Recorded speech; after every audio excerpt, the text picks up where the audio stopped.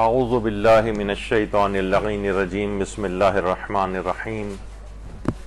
الحمد للہ وکفا وسلام علی عبادہ الذین اصطفیٰ. درود بھیجئے محمد علیہ اللہم صلی علی محمد.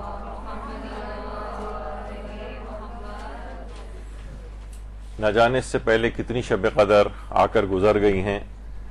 لیکن ہم اپنی زندگیوں کے اندر کوئی خاطر خواہ تبدیلی نہیں مشاہدہ کر رہے. تو کون سے ایسے آخر اعمال انجام دیے جائیں اور اس شب قدر میں ان کا آغاز کر دیا جائے کہ جب آئندہ سال کی شب قدر انشاءاللہ ہم کو نصیب ہو تو زندگیوں کے اندر ایک بہت نمایاں تبدیلی اور ایک انقلاب ہم کو نظر آئے. وہ آج تقریباً کوشش کریں گے کہ میں دیکھتا ہوں کہاں تک یہ بات پہنچتی ہے، لیکن بہرحال 14 کے قریب ایسے اعمال کا انتخاب کیا ہے کہ لوگوں نے جس کا صاحبان ایمان نے تجربہ کیا ہے اور اس پر جب کاربند ہوئے ہیں تو اگلے سال تک اپنی زندگیوں کے اندر اپنی معنویت میں، اپنی روحانیت میں، اپنی دنیاوی زندگی تک کے اندر ایک بہت بڑے انقلاب کو محسوس کیا. تو وہ ابھی ہم آگے چل کر گفتگو میں ذکر کریں گے. ایک ایسی رات بہرحال یہ آج رات سے شروع ہو جائے گی یا 21ویں اور 23ویں میں، کیونکہ زیادہ خصوصیت ہے، جسے ماہ رمضان کا دل کہا گیا ہے. یعنی اتنی مرکزی حیثیت ہے کہ پورا ماہ رمضان اور پھر ماہ رمضان کا دل جو ہے وہ شب قدر ہے. اور یہ وہ رات ہے کہ جس رات میں ملائکہ ائمہ معصومین علیہم السلام کا طواف کرتے ہیں. 5ویں امام محمد باقر علیہ السلام کی روایت ہے.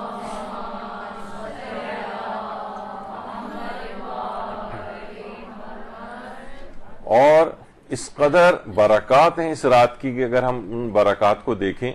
کہ سب سے بڑی برکت تو یہی ہے کہ یہ شب قدر 1000 مہینوں سے بہتر ہے. یعنی جو کام بھی آپ اس رات کو انجام دیں گی اس کو آپ 1000 سے ملٹیپلائی کر دیں، ضرب دے دیں، تو وہ چاہے وہ کوئی سی بھی عبادت ہو وہ سب 1000 سے کم از کم 1000 سے جو ہے وہ ضرب ہو جاتی ہے، ملٹیپلائی ہو جاتی ہے. تو آپ اس کے اندازہ نہیں لگا سکتے کہ اس کے ثواب اور فوائد کیا ہوں گے. یعنی اگر ہم اس کا اندازہ لگائیں کہ 1000 مہینے تو وہ تقریباً شب قدر میں عبادت کا ثواب 83 سال 4 ماہ کی عبادت کے برابر بن جاتا ہے. یعنی انسان پیدائش سے لے کر اور 84 سال کی عمر تک یعنی مسلسل عبادت خدا میں بسر کرے تو وہ فوائد ہم کو ایک رات میں عبادت سے ہی حاصل ہو جاتے ہیں جو اس رات کو جاگ کر عبادت میں گزارتا ہے. اچھا، اب اتنی اہم بات ہے یہ کہ شب قدر سے بہت سے نیک کاموں کا اگر آغاز کیا جائے، یعنی اگر آپ عموماً یہ ہوتا ہے نا کہ ہم کوئی بھی نیک کام کرنا شروع کرتے ہیں تو ہم دیکھتے ہیں کہ ہمارا وہ کام اتنا آگے نہیں بڑھتا، بیچ میں کہیں اٹک جاتا ہے، کسی چیز کے عادی بننے کی کوشش کرتے ہیں لیکن آگے نہیں بڑھتا. لیکن علماء نے اور جو صاحبان ایمان ہیں انہوں نے اس کا تجربہ کیا ہے کہ اگر کسی نیک کام کا آغاز ہم شب قدر سے کریں، شب قدر میں کریں اس نیک کام کا آغاز، تو اس کے اندر ایک دوام ملتا ہے، ہمیشگی اس کے اندر آ جاتی ہے. اس میں کبھی بھی آپ اس کو درمیان سے نہیں چھوڑتے ہیں اس کے بعد. یعنی ایک ایسی توفیق آپ کو حاصل ہو جاتی ہے.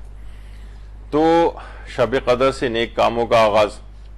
یہ کیا جائے. وہ کون سے نیک کام ہیں وہ تو بھی ہم 13-14 آگے چل کر ذکر کریں گے. اور کیونکہ اس وجہ سے بھی ہے کہ اگر کوئی شخص پیغمبر اکرم صلی اللہ علیہ وآلہ وسلم فرماتے ہیں کہ جو بھی شب قدر کا احیاء کرے گا، اس کو زندہ کرے گا، یعنی عبادت کے ساتھ جاگ کر اس کو گزارے گا، تو آئندہ سال تک اس پر سے عذاب کو اٹھا لیا جاتا ہے. اس کا مطلب یہ ہے کہ یعنی اس میں جو کام کیا جاتا ہے نا وہ پورے سال کے اوپر محیط ہو جاتا ہے، اس کے فوائد پورے سال اس کو ملتے رہتے ہیں. تو یہ ایک بڑی اہم اس لحاظ سے بات ہے. اچھا، اسی طریقے سے علماء کہتے ہیں ایک تو یہ آغاز نیک کاموں کا شب قدر سے کریں آپ اگر کسی بھی اہم کوئی کام ہے،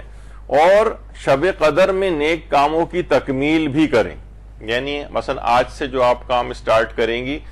اور کوشش کریں کہ بہت سے نیک کام ہیں ان کو ڈریگ کر کے کھینچ کر کے اس طرح سے لے کر آئیں کہ ان کی تکمیل شب قدر میں ہو. مثلا چند ایک میں اس کی مثالیں آپ کی خدمت میں پیش کرتا ہوں. جیسے مثلا معجم الرجال الحدیث، آیت اللہ خوئی نے جو علم رجال کے اوپر، راویوں کے علم پر جو حالات پہ کتاب لکھی، جس میں 14,000 راویوں کے حالات پر کتاب ہے. 24 جلدوں کے اندر یہ کتاب ہے. ہر جلد کم سے کم 500 سے 600 صفحات پر مشتمل ہے، یعنی 10,000 سے زائد صفحات ہیں اس کی ساری. تو آقا خوئی نے اس معجم رجال الحدیث کو شب 19 رمضان کو مکمل کیا تھا، شب 19 رمضان کو. یعنی اس طرح سے اس کتاب کو لے کر آئے کہ یہ جو ہے مکمل ہو جائے مثلا شب 19 میں. تو 24 والیوم یہ جو ہیں سوچیں، اور انہوں نے اس طرح سے اس کو پلان کیا تاکہ اس میں برکات شب قدر جو ہیں آ جائیں. اسی طریقے سے مثلا بہار الانوار علامہ مجلسی کی جو اس میں 22ویں جلد ہے، یہ انہوں نے شب 21 رمضان کو مکمل کی ہے. دیکھیے آپ کے سامنے مثالیں کیوں آ رہی ہیں، کیونکہ اس کے اندر اس قدر برکتیں ہیں اس رات کو. کیونکہ اس رات کو جب اختتام ہوگا اور پھر آپ اس نیک کام کو ہدیہ کریں امام زمانہ علیہ السلام کے لیے، 4 معصومین علیہم السلام کے لیے، تو کہاں تک اس کا جو ثواب، فوائد اور ایک جو برکات آپ کو حاصل ہوں گی کہ یہ تحفہ اس رات کو آپ امام زمانہ کو ہدیہ کریں اگر، یا 4 معصومین کو ہدیہ کریں. تو یہ فوائد ان کی نگاہ میں ہوتے ہیں علماء کے، کہ جب انہوں نے بہار کی 22ویں جلد کو مکمل کیا تو یہ شب 21 رمضان کو مکمل کیا. اسی طریقے سے ایک ہمارے عالم گزرے ہیں علامہ مہدی کلباسی، انہوں نے ان کی کتاب علم اصول کے اوپر ہے عین الوصول الی علم الاصول، اس کو بھی انہوں نے شب 23 رمضان کو مکمل کیا. اسی طریقے سے مثلا شیخ عباس قمی صاحب مفاتیح الجنان، ان کی ایک کتاب ہے منتہی الاعمال، جس کا احسن المقال کے نام سے اردو ترجمہ بھی ہو چکا ہے، وہ انہوں نے شب 23 رمضان کو مکمل کی. یعنی خود سے پلاننگ کرتے ہوئے اس طرح سے لے کر آتے ہیں کہ وہ کتاب جو ہے، جو خدمت انہوں نے انجام دی ہے، اس کو اس رات کو ہدیہ پیش کریں کہ پروردگارہ یہ ہم نے آج مکمل کیا اور اس کا ثواب ہم 4 معصومین کو یا کہ جس معصوم کو بھی ہدیہ کرنا ہے. تو یہ اس رات کی اس کے پیش نظر، اہمیت کے پیش نظر انہوں نے ایسا کیا ہے. آیت اللہ شیخ جعفر سبحانی،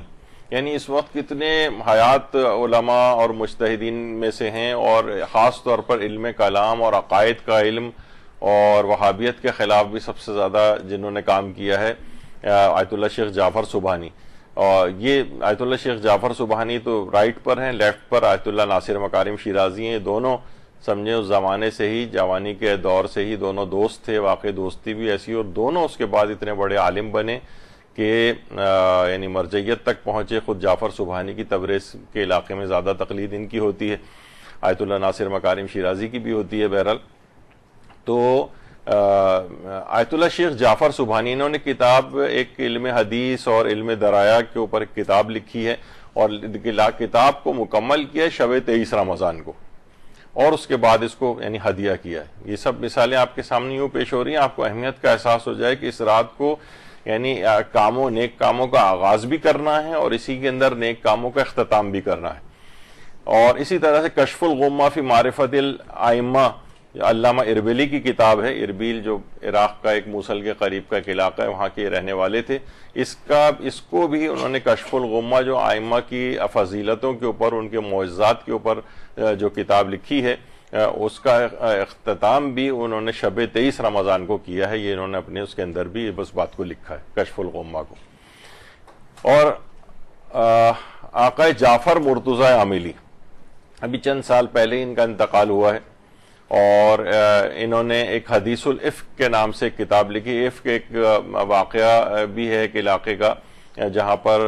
پیغمبر اکرم کی ایک زوجہ کے اوپر ایک تہمت لگائی گئی تھی. تو اپنی اس کتاب کے اندر انہوں نے اس تہمت کی جو روایات ہیں اس کا پورا تجزیہ و تحلیل کیا ہے، اور اس کتاب کو شب 23 رمضان کو انہوں نے مکمل کیا ہے.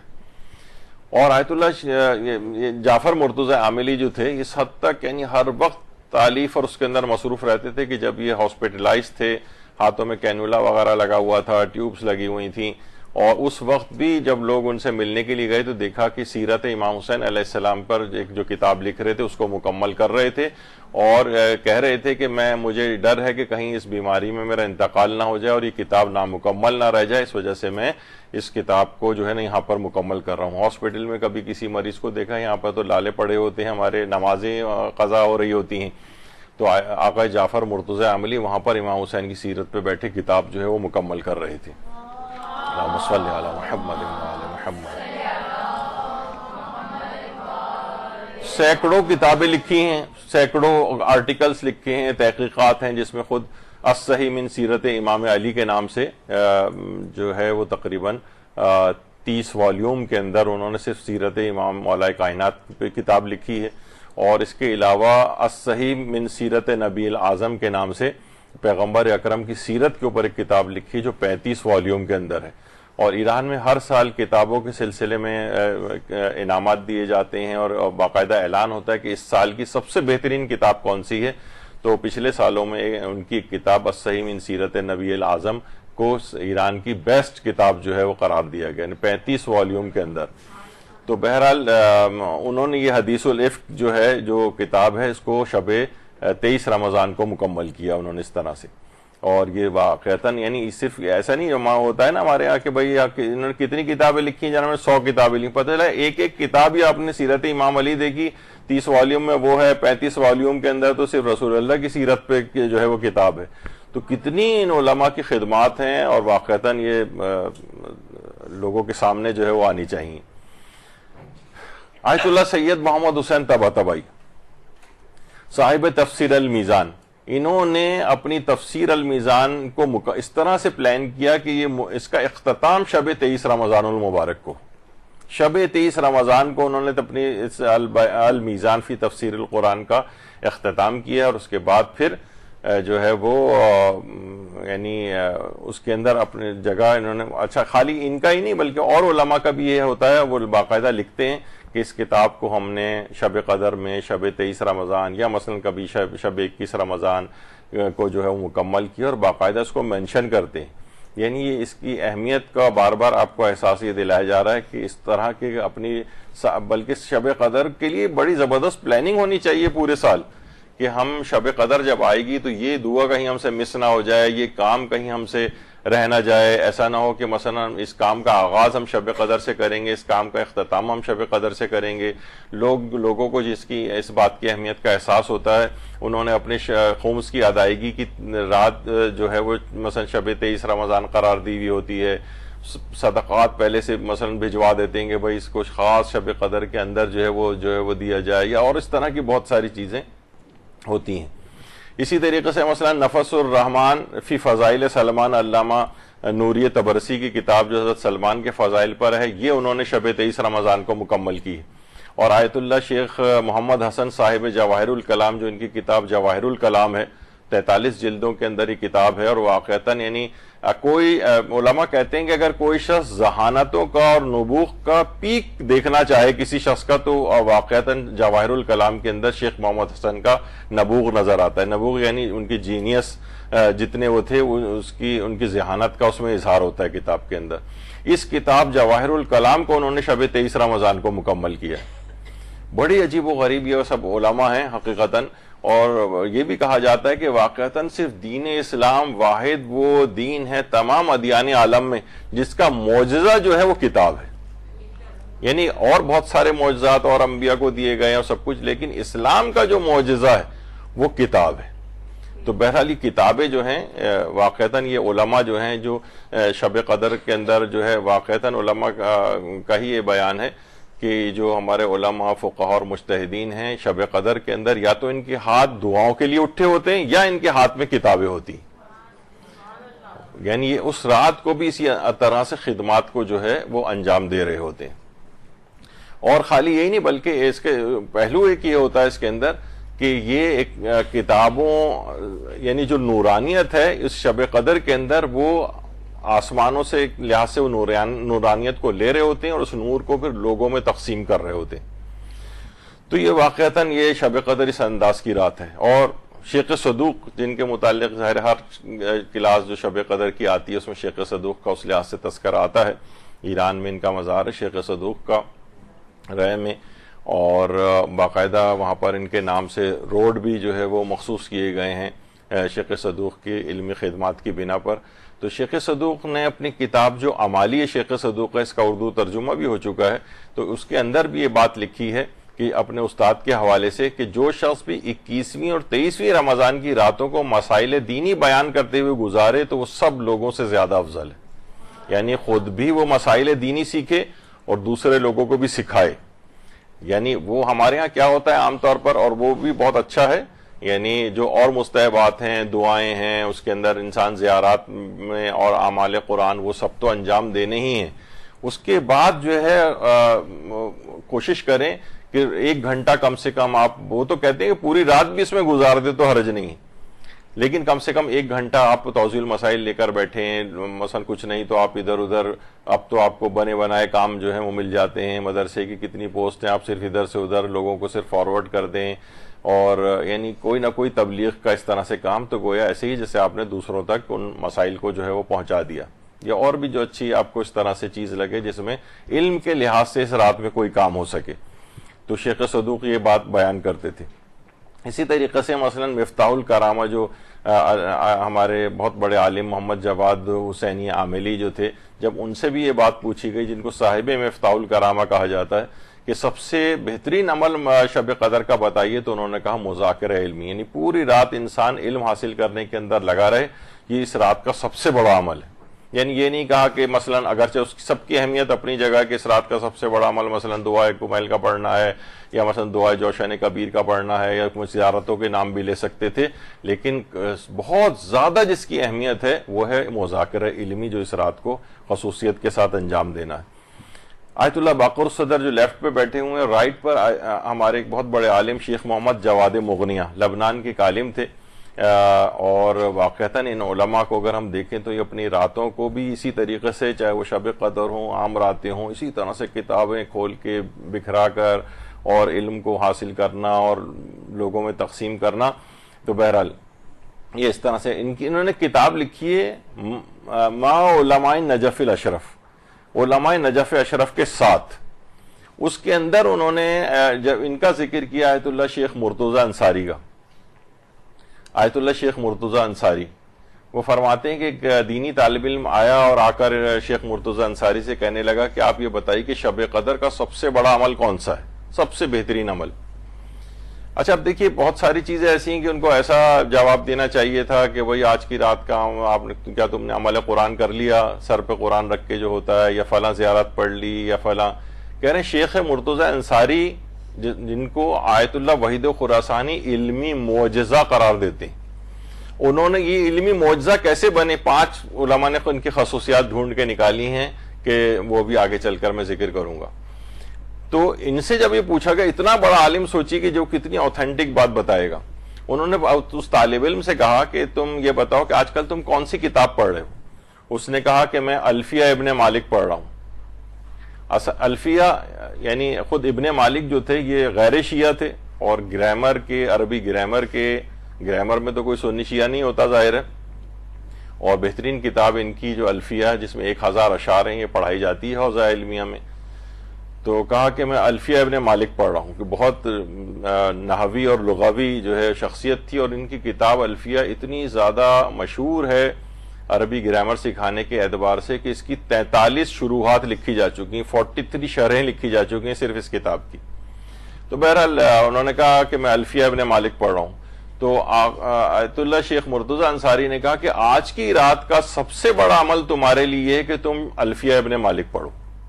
جاؤ اسی گرامر کی کتاب کے اندر. اچھا بہت سے لوگ اس کے اوپر اعتراض بھی کرتے ہیں، بتائیے ایک غیر شیعہ کی کتاب کو پڑھنے کو اس شب قدر کا سب سے بڑا عمل قرار دے رہے ہیں. وہ واقعتاً اس طرح کی ان کی شخصیت تھی کہ انہوں نے کہا کہ یعنی کہ تمہیں علمی طور پر ایک اپنے اندر استحکام پیدا کرنا ہے. دیکھیے ہمارے جو حوزہ علمیہ میں ہمارے جو طالب علم وغیرہ وہاں پڑھتے ہیں تو خود وہ بتاتے ہیں کہ مثلا اگر ابتدائی کوئی دینی طالب علم ہے اور وہ استاد نے دیکھ لیا کہ مثلا حرم معصوم قم سلام اللہ علیہ میں مثلا بیٹھ کے دعائے کمیل پڑھ رہا ہے، سن رہا ہے، تو وہ جا کے استاد گرفت کرتے تھے کہ تمہارا وقت قیمتی ہے، تم ظاہر ہے یہاں پر کہا جاتا ہے نا کہ کچھ لوگ وہاں پر پڑھنے کے لیے آتے ہیں اور کچھ پڑھے رہنے کے لیے آتے ہیں. تو پڑھے نہیں رہنا ہے آپ کو وہاں پر، بلکہ کچھ پڑھنا ہے. آیت اللہ حافظ بشیر بھی کہتے ہیں کہ کچھ لوگ پڑھنے کے لیے آتے ہیں اور کچھ مرنے کے لیے آتے ہیں، بس وہیں رہتے ہیں اور پھر وہیں مر جاتے ہیں، پھر وہیں دفن ہو جاتے ہیں. بس یہ نہیں، نہ کوئی ان کو تبلیغات کرنی ہے نہ کچھ کرنا ہے. تو ان کو ڈانٹ لگاتے ہیں کہ بھائی تمہارے پاس محدود وقت ہے، تم چند سالوں کے لیے یہاں پر آئے ہو، یہ تو تم گھر پہ بھی جا کر پڑھ سکتے ہو، تم اپنے وطن بھی جا کر پڑھ سکتے ہو، یہاں تم اس میں مستحکم ہونا ہے اپنے اس کے اندر۔ تو انہوں نے اسی بات کو کہا کہ علمی لحاظ سے یعنی اگر اس رات کو اگر آپ بیٹھ کر مثلاً مدرسے کی جو بھی آپ کے لیکچرز ہیں ان کی آپ تیاری کریں، ٹیسٹ کی تیاری کریں، یا کوئی علم حاصل کریں، توضیح المسائل نکال کر پڑھیں، یعنی اس رات کا سب سے بڑا علمی استحکام آپ کے اندر آ جائے، یہی شیخ مرتضی انصاری نے اس رات کا سب سے بڑا عمل جو ہے وہ بتایا ہے۔ تو سب سے پہلا عمل اس لحاظ سے وہ جو 14 چیزیں آپ کی خدمت میں نے پیش کرنی ہیں، اگر آج دیکھتے ہیں کہاں تک معاملہ پہنچتا ہے، تو اس میں سب سے پہلی چیز ہے کہ شب قدر میں گناہوں کا اختتام کر دیجیے۔ لوگ اس بات کو اس طرح سے سنتے ہیں کہ یہ امپاسبل کوئی چیز بیان کی جا رہی، بالکل بھی امپاسبل نہیں ہے۔ اِنَّ کَیْدَ الشَّیطَانِ کَانَ ضَعِیفًا، قرآن کے اندر پروردگار عالم فرما رہا ہے کہ شیطان کے مکر و فریب اور اس کے ڈھکوسلے یعنی یہ بہت کمزور ہیں۔ کانا ضعیفہ، بہت کمزور ہے، ہم نے شیطان کو پتہ نہیں اتنا طاقتور کیوں سمجھ لیا ہے۔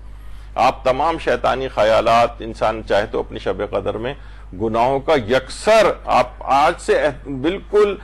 تہیہ کرنے میں ایک گناہ بھی نہیں کروں گی۔ کتنی پچھلے سال ہی بلکہ پچھلا جو ابھی گزرا ہے شب نیمہ شعبان، اور اس کے اندر ہم نے کتنے واقعات علماء کے پیش کیے جنہوں نے کبھی پوری زندگی ایک گناہ بھی نہیں کیا ہے۔ امام خمینی کہتے تھے کہ محال عقلی نہیں ہے کہ انسان کوئی گناہ نہ کرے، محال عادی البتہ ضرور ہے کہ پوری زندگی گزر جائے اور ایک گناہ بھی نہ کرے، یعنی عام طور پر عادتاً ہوتا نہیں ہے ایسا، لیکن یہ محال عقلی نہیں ہے، ورنہ اللہ آپ سے کبھی بھی اس بات کا تقاضا نہیں کرتا کہ آپ ایک گناہ بھی نہ کریں۔ اس کا مطلب بالکل پاسبلٹی اس کی ہے، لیکن کیا ہے کہ ہم نے بالکل شیطان کے آگے سپر اور ہتھیار ڈال رکھے۔ تو گناہوں کا اختتام بالکل ہو جانا چاہیے، اور اس رات اگر آپ نے تہیہ اور عہد کر لیا کہ بس آج سے میں کوئی گناہ نہیں کروں گی، تو اسی رات سے بالکل نقد فوائد حاصل ہونا شروع ہو جائیں گے۔ نقد فوائد بالکل اسی وقت، جس طرح آدمی کیش دیتا ہے اور ایک دم سے اسی وقت کوئی چیز اس کے ہاتھ میں قبضے کے اندر آ جاتی ہے، اس طرح سے ہوگا۔ مثلا آپ دیکھیے اس میں توبہ آپ کو کرنی ہے۔ توبہ کیسے ہے؟ جن کی آج شب شہادت ہے، مولا کائنات حضرت علی ابن ابی طالب علیہ الصلوۃ والسلام، اللہم صل علی محمد وعلی محمد، فرماتے ہیں کہ روایت میں ہے کہ دل سے پشیمان ہونا، زبان سے استغفار کرنا، گناہ کے عمل کو ترک کرنا اور اس گناہ کو دوبارہ تکرار نہ کرنے کو توبہ کہتے ہیں۔ یعنی ہمیں دل سے بھی پشیمان ہونا ہے، زبان سے استغفار کرنا ہے، گناہ کو ترک بھی کرنا ہے، اب دوبارہ نہیں کرنا، اور اس گناہ کو دوبارہ تکرار نہ کرنے کا کوئی عہد جو آپ کریں کہ اب میں دوبارہ سے نہیں کروں گی، اس کو توبہ کہا جائے گا۔ اور خاص طور پر ہمارے دماغ میں آتا ہے نا کہ بھئی کہاں ہماری توبہ اتنی اچھی تو ہوتی نہیں ہے، پھر ہم سے گناہ ہو جائیں گے، تو اس کے لیے بھی ایک طریقہ کار یہ پیغمبر اکرم صلی اللہ علیہ وآلہ وسلم نے فرمایا کہ وہ بھی اگر شب قدر میں ہو جائے، جو شخص سورہ طلاق کی تلاوت کرے گا اللہ اس کی وہ توبہ قبول کرے گا جس پر گناہ کی طرف بازگشت ہی نہیں ہوتی۔ یعنی اگر سورہ طلاق کو اگر آج کی رات اس نیت سے آپ پڑھ لیں گناہوں کو ہمیشہ کے لیے چھوڑنے کی نیت سے، تو پیغمبر فرماتے ہیں پھر گناہ ایسی توبہ ہوگی کہ گناہ کی طرف بازگشت نہیں ہوگی اس کی۔ تو بہرحال یہ ایک بہت اہم بات ہے۔ اور آقا شیخ حسین انصاریان انہوں نے عرفان اسلامی کے نام سے 15 والیوم کے اندر ایک کتاب لکھی ہے۔ اس کی جو 8ویں جلد ہے اس کے اندر انہوں نے ایک روایت نقل کی ہے۔ روایت یہ ہے کہ پیغمبر اکرم صلی اللہ علیہ وآلہ وسلم کا دور، اللہم صلی علی محمد وعلی کہ ایک شخص جو دن میں بظاہر مسلمانوں کے ساتھ رہتا تھا لیکن رات کے وقت چوری کیا کرتا تھا۔ رات کو وہ شخص جو ہے مدینے کے ایک گھر کے اندر داخل ہوا۔ وہ ایک جوان بیوہ عورت کا گھر تھا، ساز و سامان سے گھر بھرا ہوا تھا، البتہ وہ خود عبادت الہی کے اندر مصروف تھی۔ ظاہر ہے اس طرح سے یہ رات کے وقت داخل ہوا تھا کہ وہ اس دماغ میں مال کے لحاظ سے بھی خیالات اس کے آئے اور نفسانی جو ہے خیالات بھی آئے، لیکن اس نے فوراً ان دونوں گناہوں کو اپنے دماغ سے جھٹک دیا۔ بعض اوقات دیکھیے ہوتا ہے نا کہ واقعتاً انسان ایک لمحے کا گناہ کرتا ہے اور صدیوں کی سزا جو ہے وہ پاتا ہے اس کے اندر، اور بعض اوقات ایک گناہ ایک سیکنڈ کے لیے وہ چھوڑ دیتا ہے اور اس وقت اللہ کی خاطر اور اس کو جزا اتنی زیادہ زبردست ملتی ہے۔ تو بہرحال وہاں سے اس نے ارادہ اپنا کینسل کر دیا کہ نہ میں چوری کروں گا، نہ ناموس کی طرف کوئی نگاہ ڈالوں گا، اور یہ اگلے دن دوبارہ پیغمبر اکرم صلی اللہ علیہ وآلہ وسلم کی خدمت میں آتا ہے۔ روایت میں کہ پیغمبر اپنے اصحاب کے ساتھ بیٹھے ہوئے تھے، یہ شخص بھی بیٹھا ہوا تھا، لوگوں نے آ کر کہا کہ یا رسول اللہ ایک عورت آپ سے ملنے کے لیے آئی۔ وہ عورت آئی، وہی جوان عورت تھی، اور اس کو دیکھ کے تو بہت ڈر گیا کہ اس نے مجھے اگر دیکھ کے یہاں پر پہچان لیا میری کتنی بے عزتی ہوگی۔ کہا، اس عورت نے کہا یا رسول اللہ میں ایک جوان بیوہ ہوں اور شوہر کا انتقال ہو چکا ہے، ساز و سامان سب کچھ میرے پاس ہے، میں عبادت الہی میں مصروف گھر میں رہتی ہوں، لیکن کل ہی ایسا ہوا کہ ایک مجھے سایہ سا دیوار کے اوپر نظر آئے، لگ رہا ہے کہ کوئی چور تھا، اب میں اپنے آپ کو غیر محفوظ سمجھنے لگی ہوں، میں چاہتی ہوں کہ آپ میری شادی کہیں کروا دیں۔ رسول اللہ نے حاضرین کے اوپر نگاہ ڈالی، پھر اس شخص کے اوپر ایک محبت بھری نگاہ ڈالی اور کہا کہ کیا تم شادی شدہ ہو؟ اسی چور سے کہا تم شادی شدہ ہو؟ اس نے کہا کہ نہیں یا رسول اللہ۔ کہا کہ اس عورت سے تم شادی کرنا پسند کرو گے؟ کہا کہ یا رسول اللہ میں اپنا تمام اختیار آپ کو دیتا ہوں۔ رسول اللہ نے اسی وقت شادی کا اہتمام ہوا، شادی ہوئی، اپنی بیوی کو لے کر اسی کے گھر کے اندر آیا اور وہاں آ کر عبادت خدا کے اندر کھڑا ہو گیا۔ اچھا، وہ بہرحال وہ زوجہ بھی اس کی پریشان ہوئی کہ ایسا یعنی کون سا نیا نویلا دولہا ہے کہ جو اتنی عبادت کے اندر مصروف ہو گیا۔ تو پھر اس شخص نے بتایا کہ تم نے مجھے شاید پہچانا نہیں، میں وہی چور ہوں، میں نے اللہ کی خاطر ایک گناہ کو چھوڑا اور اتنا نقد مجھے اس وقت اسی وقت یہ انعام ملا کہ وہی تمام چیزیں جو میں حرام سے حاصل کرنے کے لیے آیا تھا وہ پیغمبر اسلام کے ہاتھوں حلال طریقے سے مجھے آج مل گئی۔ درود بھیجیے محمد و آل محمد۔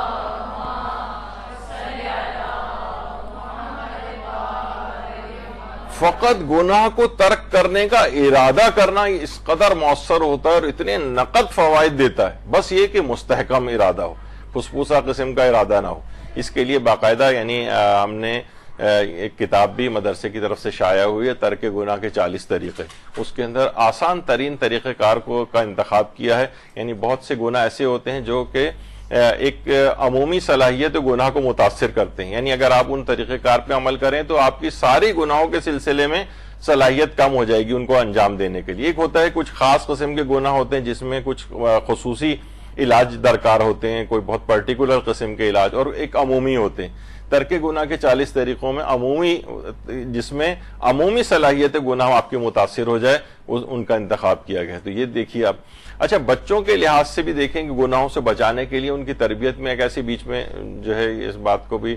داخل کر دیا گیا کہ بچوں کو آپ کیسے بچائیں گے۔ آیت اللہ مرشی نجفی جو بچہ کھڑا ہوا ہے آیت اللہ مرشی نجفی، اور ان کے والد ہیں کالیہ مامے میں رائٹ سائڈ کی طرف محمود مرشی، اور ان کے برابر میں ان کے والد یعنی ان کے دادا آیت اللہ مرشی نجفی کے۔ آیت اللہ مرشی نجفی کہتے ہیں جب میں اتنی عمر کا تھا تو میں نے بازار میں ایک دیکھا کہ ایک شخص تھا کہ جو کہ لنگڑاتا ہوا جا رہا تھا، تو میں نے گھر میں آ کر اپنے والد کو کہا کہ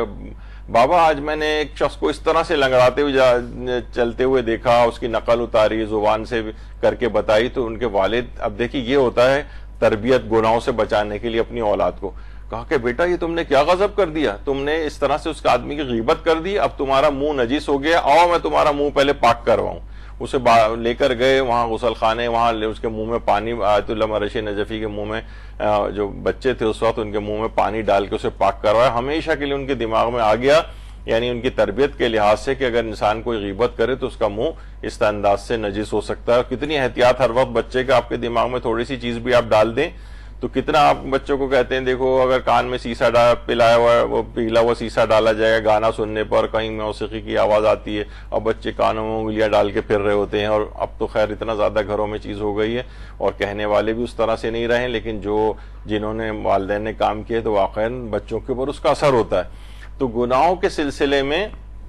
بچوں کے لحاظ سے بھی تربیت ہونی چاہیے اور خود بھی اس رات کو ترک کرنے کا عہد کریں۔ بہت بات اس موضوع پہ ہو سکتی ہے لیکن ہمیں اور طریقہ کار بھی جو ہے وہ بیان کرنا ہے۔ دوسرا، اس رات کو جس کا آغاز ہو جانا چاہیے وہ حصول علم کا باقاعدہ آغاز ہونا چاہیے۔ باقاعدہ آغاز، ایک تو ہوتا ہے اچٹتا پچٹتا سا، کبھی کوئی کتاب مل گئی تو ایسی سرسری سے ورق گردانی کر کے، اب تو خیر وہ بھی ہاتھوں میں نظر نہیں آتی اور صرف موبائل فون کے اوپر اسکرولنگ ہوتی رہتی ہے اس کے اوپر۔ حصول علم کا باقاعدہ آغاز، یعنی روزانہ کم سے کم 1 گھنٹہ تو آپ کو، بہت سے لوگ تو بہت کم کر دیتے ہیں کہ 15 منٹ روزانہ پڑھ لیں، ارے 10 منٹ، تو اس میں دیکھیں کچھ ہونا نہیں ہے۔ پھر کم سے کم 1 گھنٹہ روزانہ آپ اپنے طریقہ کار کے اندر بنا لیں کہ کتنی ہی مصروفیات ہوں، بچوں کی مصروفیات ہوں، شادی شدہ خواتین کی، یا مثلا اور مصروفیات ہیں اسکول کالج یونیورسٹی کی، جابز کی یا گھریلو کاموں کی، 1 گھنٹہ تو آپ کو کم سے کم روزانہ اپنے لیے نکالنا ہے، اور کوشش کریں کہ ایسی علوم کو آپ حاصل کریں جو آپ کے لیے دین و دنیا کے اندر فائدہ مند بھی ہو، خصوصاً آخرت کے لحاظ سے فائدہ مند ہو. یعنی ایسا مطالعہ جو ہے وہ اپنا جو ہے وہ بڑھانا ہے، کیونکہ بہرحال یہ ایسے دروازوں کو آپ کے لیے کھول دے گی، ایسی کھڑکیاں آپ کے لیے کھول دے گی معرفت کے. 1 گھنٹہ کم سے کم اس کا آغاز بھی اسی شب قدر سے آپ کر دیجیے. آپ نے اتنی ابھی تعریفیں سنی ہیں کہ شب قدر میں کس قدر علم حاصل کرنے کا ثواب ہے، تو اس کا آغاز اسی رات سے کر دیں، اور عہد کر لیں، چاہے چلیں اتنا شرعی عہد نہ ہو کہ آپ کو کوئی کفارے وغیرہ دینے پڑیں، لیکن یہ کہ دل میں پکا ارادہ کر لیں 1 گھنٹہ تو میں واقعتاً روزانہ لگاؤں گی. دیکھیے بہت سی چیزیں ایسی ہیں نا، جب ہم نے اس سے پہلے ذکر کیا تھا شب 15 جو شعبان والے جو امام زمان علیہ السلام کے سلسلے میں جو چیز آئی تھی، تو اس کے اندر بھی یہ بات ہوئی تھی کہ یا استقبال رمضان کے سلسلے میں بلکہ ہوئی تھی کہ وہ یعنی وہ گناہ جو عام مہینوں میں نہیں چھوڑے جا رہے تھے، وہ شراب نوشی وغیرہ کا سوڈانی ڈاکٹر کے لحاظ سے میں نے بتایا تھا، وہ بہت آرام کے ساتھ رمضان کے اندر چھوڑ دیے گئے. اسی طریقے سے بہت سی چیزیں ایسی ہیں کہ جو کہ آغاز عام دنوں میں کرنا مشکل ہو جاتا ہے اور اس پہ کاربند رہنا مشکل ہو جاتا ہے، لیکن شب قدر میں اگر ان کا آغاز کر دیا جائے تو بہت آسانی ہو جاتی، ایک برکتیں آتی ہیں. تو شب قدر سے آپ اس بات کا کوشش کریں کہ اہتمام کر لیں کہ آج سے بس میں 1 گھنٹہ روزانہ علم دین حاصل کرنے کے لیے لگاؤں گی. تیسری چیز یہ ہے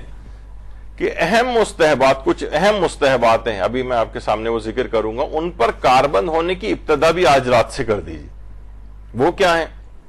جس کے اندر یعنی ویسے تو عموماً دیکھا جاتا ہے کہ نوجوان حضرات بھی ہیں وہ بالکل مستحبات سے دامن بچانے لگے. باقاعدہ آیت اللہ مظاہری انہوں نے ایک درس خارج بھی دیا ہے، اس کے اندر کہا ہے کہ لا ابالی گری در مستحبات یہ این استخفاف است و حرام است. یعنی یہ مستحبات میں آج کل یہ ہوتا ہے نا، بھئی کیا ہے مستحب ہی تو ہے، بس واجب کی حد تک بس ہمیں بتائیں. نوجوان کو بھی ہم دیکھتے ہیں کہ جناب وہ اگر وہ نماز پڑھ بھی رہے ہیں تو وہ بالکل واجبات والی چند سیکنڈز کے اندر ہی 1 آدھ منٹ کے اندر جو نماز ہوتی ہے، اور یہ جا اور وہ جا، یعنی بالکل نہ اس کے بعد کوئی تسبیح ہے، نہ کوئی دعائیں ہیں، نہ کوئی کسی چیز کا کوئی اہتمام ہے. یعنی گویا مستحبات سے بالکل ختم ہوتے جا رہے ہیں معاشرے سے. تو انہوں نے کہا کہ یہ تو اگر کوئی شخص جو ہے مستحبات کا استخفاف کرے تو یہ حرام بھی ہو سکتا ہے اور انسان کو عدالت سے بھی خارج کر سکتا ہے. تو بہرحال یہ جو ہے نا آج کل ایک چیز نظر میں آ رہی ہے کہ لوگ مستحبات کو بالکل ترک کرتے جا رہے ہیں. البتہ وہ ضرور ہے کہ ایسے مستحبات جن سے واجبات کا خاتمہ ہو جائے، جیسے مولا کی حدیث کے اندر بھی ہے، اس کا مفہوم یہی ہے کہ اگر مستحبات ایسے ہیں کہ جو کہ واجبات کو نقصان پہنچانے والے ہیں تو پھر انسان ان سے قریب نہیں ہوتا بلکہ خدا سے دوری کا ہی سبب بنتے ہیں وہ مستحبات. مثلا لوگ کہتے ہیں کہ بھائی دیکھیے ہم جو ہے رشتہ داروں سے ملنے کے لیے جا رہے ہیں، مجھے رشتہ داروں سے ملنا تو بہت کار ثواب ہے، وہاں بیٹھ کے غیبتیں بھی ہو رہی ہیں اور ایک لاپرواہ قسم کی جو ہے کہ نہیں وہ جو اجتماع ہے وہ حرام کا اجتماع بن رہا ہے. اب وہ اس شیلٹر میں آپ نہیں کہہ سکتے کہ بھائی دیکھیں میں تو بڑا ثواب کا کام کرنے کے لیے آیا ہوں، ان سے ملنا بھی تو ثواب ہے، وہ ملنا ثواب ہے لیکن وہ گناہ کے بغیر ملنا ثواب ہے. تو یہ مستحبات کیا ہیں؟ یہ آپ کو حرام کی طرف جو ہے وہ لے جا رہے ہیں.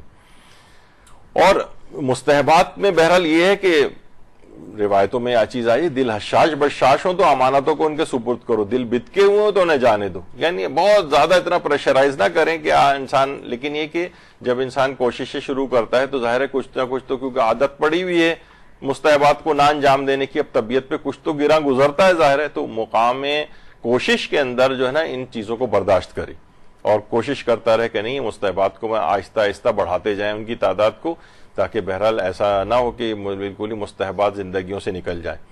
جب ہی ہم دیکھتے ہیں کہ کتنا میں ملتا ہے کہ امام خمینی جب نجف اشرف میں تھے کتنے بوڑھے ضعیف ہو چکے تھے، شدید گرمیوں کے زمانے میں، یعنی بعض اوقات 52 53 54 55 کا ٹیمپریچر نجف کا ہو جاتا تھا. تو مغربین کے نوافل، جب تک نماز مغربین کو نوافل کے ساتھ نہیں بجانے لاتے تب تک روزہ افطار نہیں کرتے تھے. یعنی مستحبات پہ اس حد تک کاربند ہونا اتنی ضعیفی میں بھی، اتنے بڑھاپے میں بھی، اتنی زیادہ ٹیمپریچر میں بھی، یعنی اتنی شدید گرمی ہو رہی ہے، اور اس میں انسان کو ہوتا ہے نا بھئی چلو اب تو اتنے بزرگ ہیں ان کو تو فوراً روزہ جو ہے وہ کھول لینا چاہیے. نہیں، نہ صرف یہ کہ واجب نماز پڑھتے تھے پہلے، بلکہ جب تک اس کے ساتھ نوافل بھی نہیں پڑھ لیتے تھے تب تک افطار نہیں کرتے تھے. تو تبھی دیکھیے ان لوگوں نے یہ والے مقامات کو حاصل بھی کیا ہے. کتنے ہم دیکھتے ہیں کہ نمازوں کے جو قنوت ہیں، اس میں ملا ہادی سبزواری نماز شب کے قنوت میں دعائے جوشن کبیر روزانہ پڑھتے تھے. روزانہ دعائے جوشن کبیر نماز شب کے قنوت میں. اور اسی طریقے سے مثلا آیت اللہ جواد ملکی تبریزی اور کتنے اور علماء کے متعلق ملتا ہے کہ جو کہ مستحب نمازوں تک کے قنوت میں دعائے ابو حمزہ سمالی پڑھتے تھے، 2-2 ڈھائی پارے کے برابر. اور واقعتاً یہی وجہ ہے کہ آج ہم ان کا بیٹھ کے یہاں تذکرہ کر رہے ہیں کہ کتنی ان لوگوں کی کرامات ہیں، کتنے ان لوگوں کے یعنی مقام ان لوگوں نے حاصل کیے ہیں معنویات اور روحانیات کے اندر. یہ ان سب چیزوں کے مستحبات کو انہوں نے اپنی زندگیوں کے اندر بڑھایا ہے. البتہ یہ بات بھی ہے کہ واجبات کو چھوڑ کر نہیں بڑھانا ہے، کیونکہ آقا کو یہی ان سے بات منسوب کی جاتی کہ واجبات پر عمل کرنا زمین خریدنے کی طرح سے، مستحبات پر عمل کرنا اس زمین میں پھلدار درخت لگانے کی طرح سے. زمین ہی نہیں ہوگی تو شجرکاری اور زراعت آپ کہاں کریں گے؟ تو واجبات تو پہلے پورے کرنے، پھر اس کے بعد مستحبات کو بھی آہستہ آہستہ بڑھاتے جانا ہے. اچھا، بعض اوقات دیکھیے صورتحال ایسی ہوتی ہے کہ انسان جب مستحبات پہ بہت زیادہ عامل ہوتا ہے اور گناہوں سے بھی اپنے آپ کو بچاتا ہے، تو جیسے ہم نے پچھلی دفعہ بھی ذکر کیا تھا کہ اس کی چشم برزخی کھلنے لگتی ہے. چشم برزخی چیزیں ایسی نظر آنے لگتی ہیں اس کو. دیکھیے بہت سی چیزیں ایسی ہیں کہ واقعتاً یہ لوگ سوچتے ہیں ارے یہ تو ہم تو اس مقام کو حاصل کرنا چاہیے. ارے یہ والی علماء کی جب کیفیات ہوتی ہیں نا، وہ چاہتے ہیں کہ یہ چیز ان سے لے لی جائے، بلکہ اللہ کا ایک لطف اور کرم ہوتا ہے کہ ان سے یہ چیزیں چھین لی جاتی ہیں. آیت اللہ مرتضوی کشمیری، یہ جو تھے شیخ مرتضی کشمیری، سید مرتضی کشمیری، یہ اس طرح کی ان کی چشم برزخی کھل گئی تھی ان عملیات کو اور ان مستحبات کے انجام دہی وغیرہ سے، کہ اب ظاہر ہے جس کو بھی دیکھتے تھے اس کی اصل شکل نظر آنے لگتی تھی. اب آنکھیں نہیں اٹھاتے تھے اوپر. اچھا، وہ خود بھی چاہتے تھے. اب ویسے بھی اگر آپ دیکھیں مثلا ہمارے ہاتھ ہیں، ابھی ہمیں تو کچھ نہیں نظر آ رہا، لیکن اسی ہاتھ کو ہم الیکٹران مائکروسکوپ کے نیچے رکھ کے دیکھیں تو ہمیں نظر آئے گا ارے اتنے بڑے بڑے بیکٹیریا، وائرسز، کیا کیا چیزیں چل رہی ہیں. کسی بچے کو مثلا پیار کرنے جا رہے ہیں، وہ پتہ چلا الیکٹران مائکروسکوپ میں اس کو رکھ کے دیکھیں تو معلوم چلے گا ارے یہ تو اتنے جراثیم اور کیڑے اس کے مثلا گال پہ چمٹے ہوئے ہیں. تو انسان تو یعنی اس کی زندگی اجیرن ہو کے رہ جائے. مثلا آپ دروازہ کی کھول کر آئی ہیں اندر، اب وہ دروازے کی جو نوب ہے اس کو اگر آپ اس سے دیکھیں تو اس میں آپ کو جراثیم اور کیڑے نظر آئیں گے. کہا جاتا ہے کہ جو آپ کے موبائل فون کا جو ماؤتھ پیس ہے جہاں سے آپ بات کرتے ہیں، اس کے اوپر جتنے جرمز ہوتے ہیں اس یعنی جو باتھ روم کی جو ٹوائلٹ سیٹ ہے اس پہ کم جرمز ہوتے ہیں بنسبت اس کے کہ جتنا اس موبائل فون کی کے ماؤتھ پیس کے اوپر ہوتے ہیں. لیکن ہمیں اپنی آنکھوں سے نظر نہیں آتے، ہم بڑے آرام سے استعمال کر رہے ہوتے ہیں اس کو. اب یہ جو ہے جن کو یہ چیزیں نظر آ رہی ہیں، وہ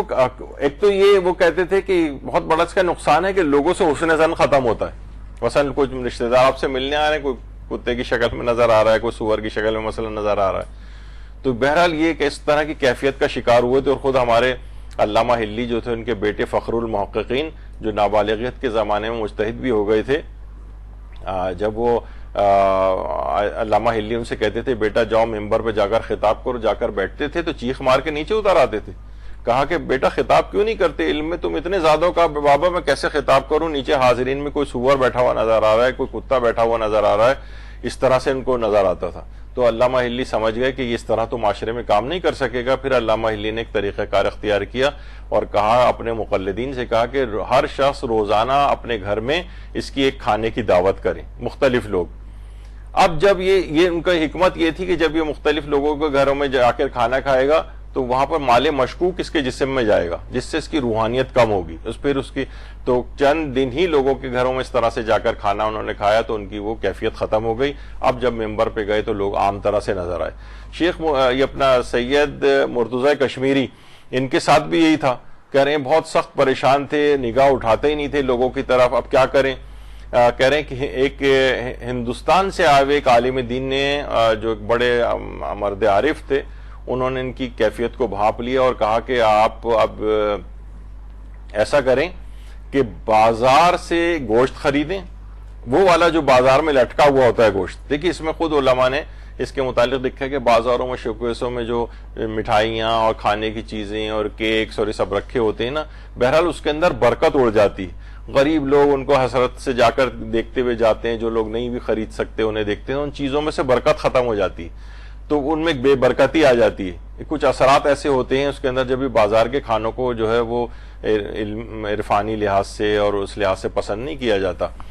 تو بہرحال انہوں نے کہا کہ تم ایسا کرو، بازار میں جو لٹکا ہوا ہے گوشت وہ لے کر آؤ اور گھر کے صحن میں اس طرح سے رکھ کے اسے پکاؤ کہ سب لوگ بھی دیکھیں کہ تم اس کو پکا رہے ہو. اور اس کے بعد جب انہوں نے اٹھا کے پہلا لقمہ ہی کھایا تو اچانک سے سید مرتضی کشمیری کی وہ کیفیت ختم ہو گئی. وہ والی چشم برزخی کے کو لوگوں کو اپنی اصل شکل میں، روحانی شکل میں وہ دیکھنے لگے تھے، وہ کیفیت ان کی ختم ہو گئی. تو بہرحال کبھی کبھار مستحبات میں ایسا ہوتا ہے کہ آدمی اتنا ذرا ایکسٹریم پہ، یعنی اس میں اتنی صلاحیت، کیونکہ اس کے آثار ہیں یہ کہ مختلف چیزیں، کرامتیں اور چشم برزخی اس کی کھلتی ہے، تو باقاعدہ پھر علماء نے اس کو طریقہ کار سے اس کیفیت کو ختم کرنے کے لیے بھی طریقہ کار بتائیں.